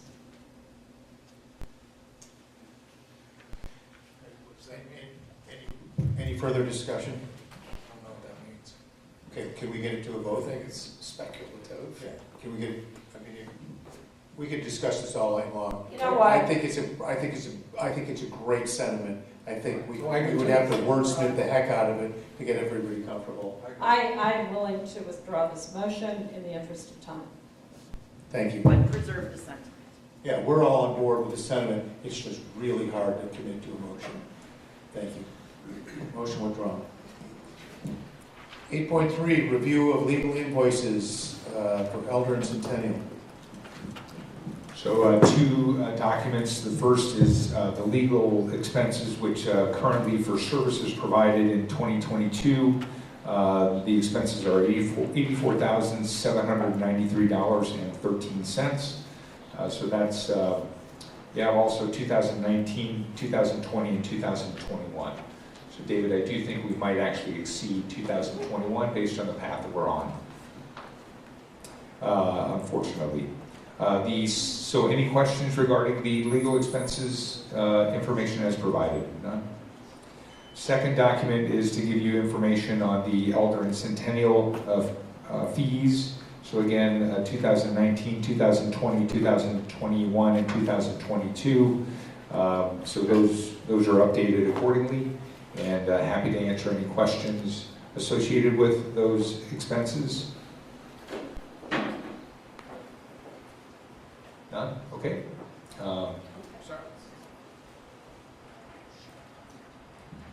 I will just give a thank you for including them. That was very helpful. I think everyone reviewed them carefully, but thank you. And I'll get back, Susie, I'll get back to you to give you information on each of the expenses you asked about. Thank you very much. Yes, ma'am. Thank you. We've already covered 8.4 and 8.5. We're on to new business. How much time do we have? Just kidding. There's no new business for tonight. Matters of the director. We've already covered all the matters of the director. There is one FOIA that came in regarding a third-party affiliate relationship that we have. So I'm working with Steve to address that appropriately. So we're addressing that. We've also started our process to address the information that came in from the Office of the Attorney General. So that's, we have a responsibility to respond within 7 days, so that's moving along as well. Would it be possible that when you do that response, you copy the commissioner? Oh, yes. Thank Yeah. you. Board liaison reports. The caucus, thanks to everyone who attended the prior caucus meeting to approve the planks. I was very proud that Parks had a quorum on that call, plus John Peterson. The town hall. The town hall will be November 16th via Zoom in the evening, so everyone certainly is welcome to attend and participate in that. And on the 17th, Kristen Coulter will be formally presenting the planks to our board in a short presentation, since we've already seen them multiple times, but we're grateful to have her. And then just D36, I can sum that up in one word, the referendum, and if it's successful, we'll be following on with the property and other work associated with that. So anyway, thank you. I have one report. The number one plank for all of for the caucus for all elected officials was to work together. It was consistent across the board. I'm happy to note that we have reinstituted, since COVID has passed, our President's Coffee get-together. We had one before. The next one's scheduled for November 10th, 2022. It'll include the village, New Trier, D36, the library, and me on behalf of the Park District.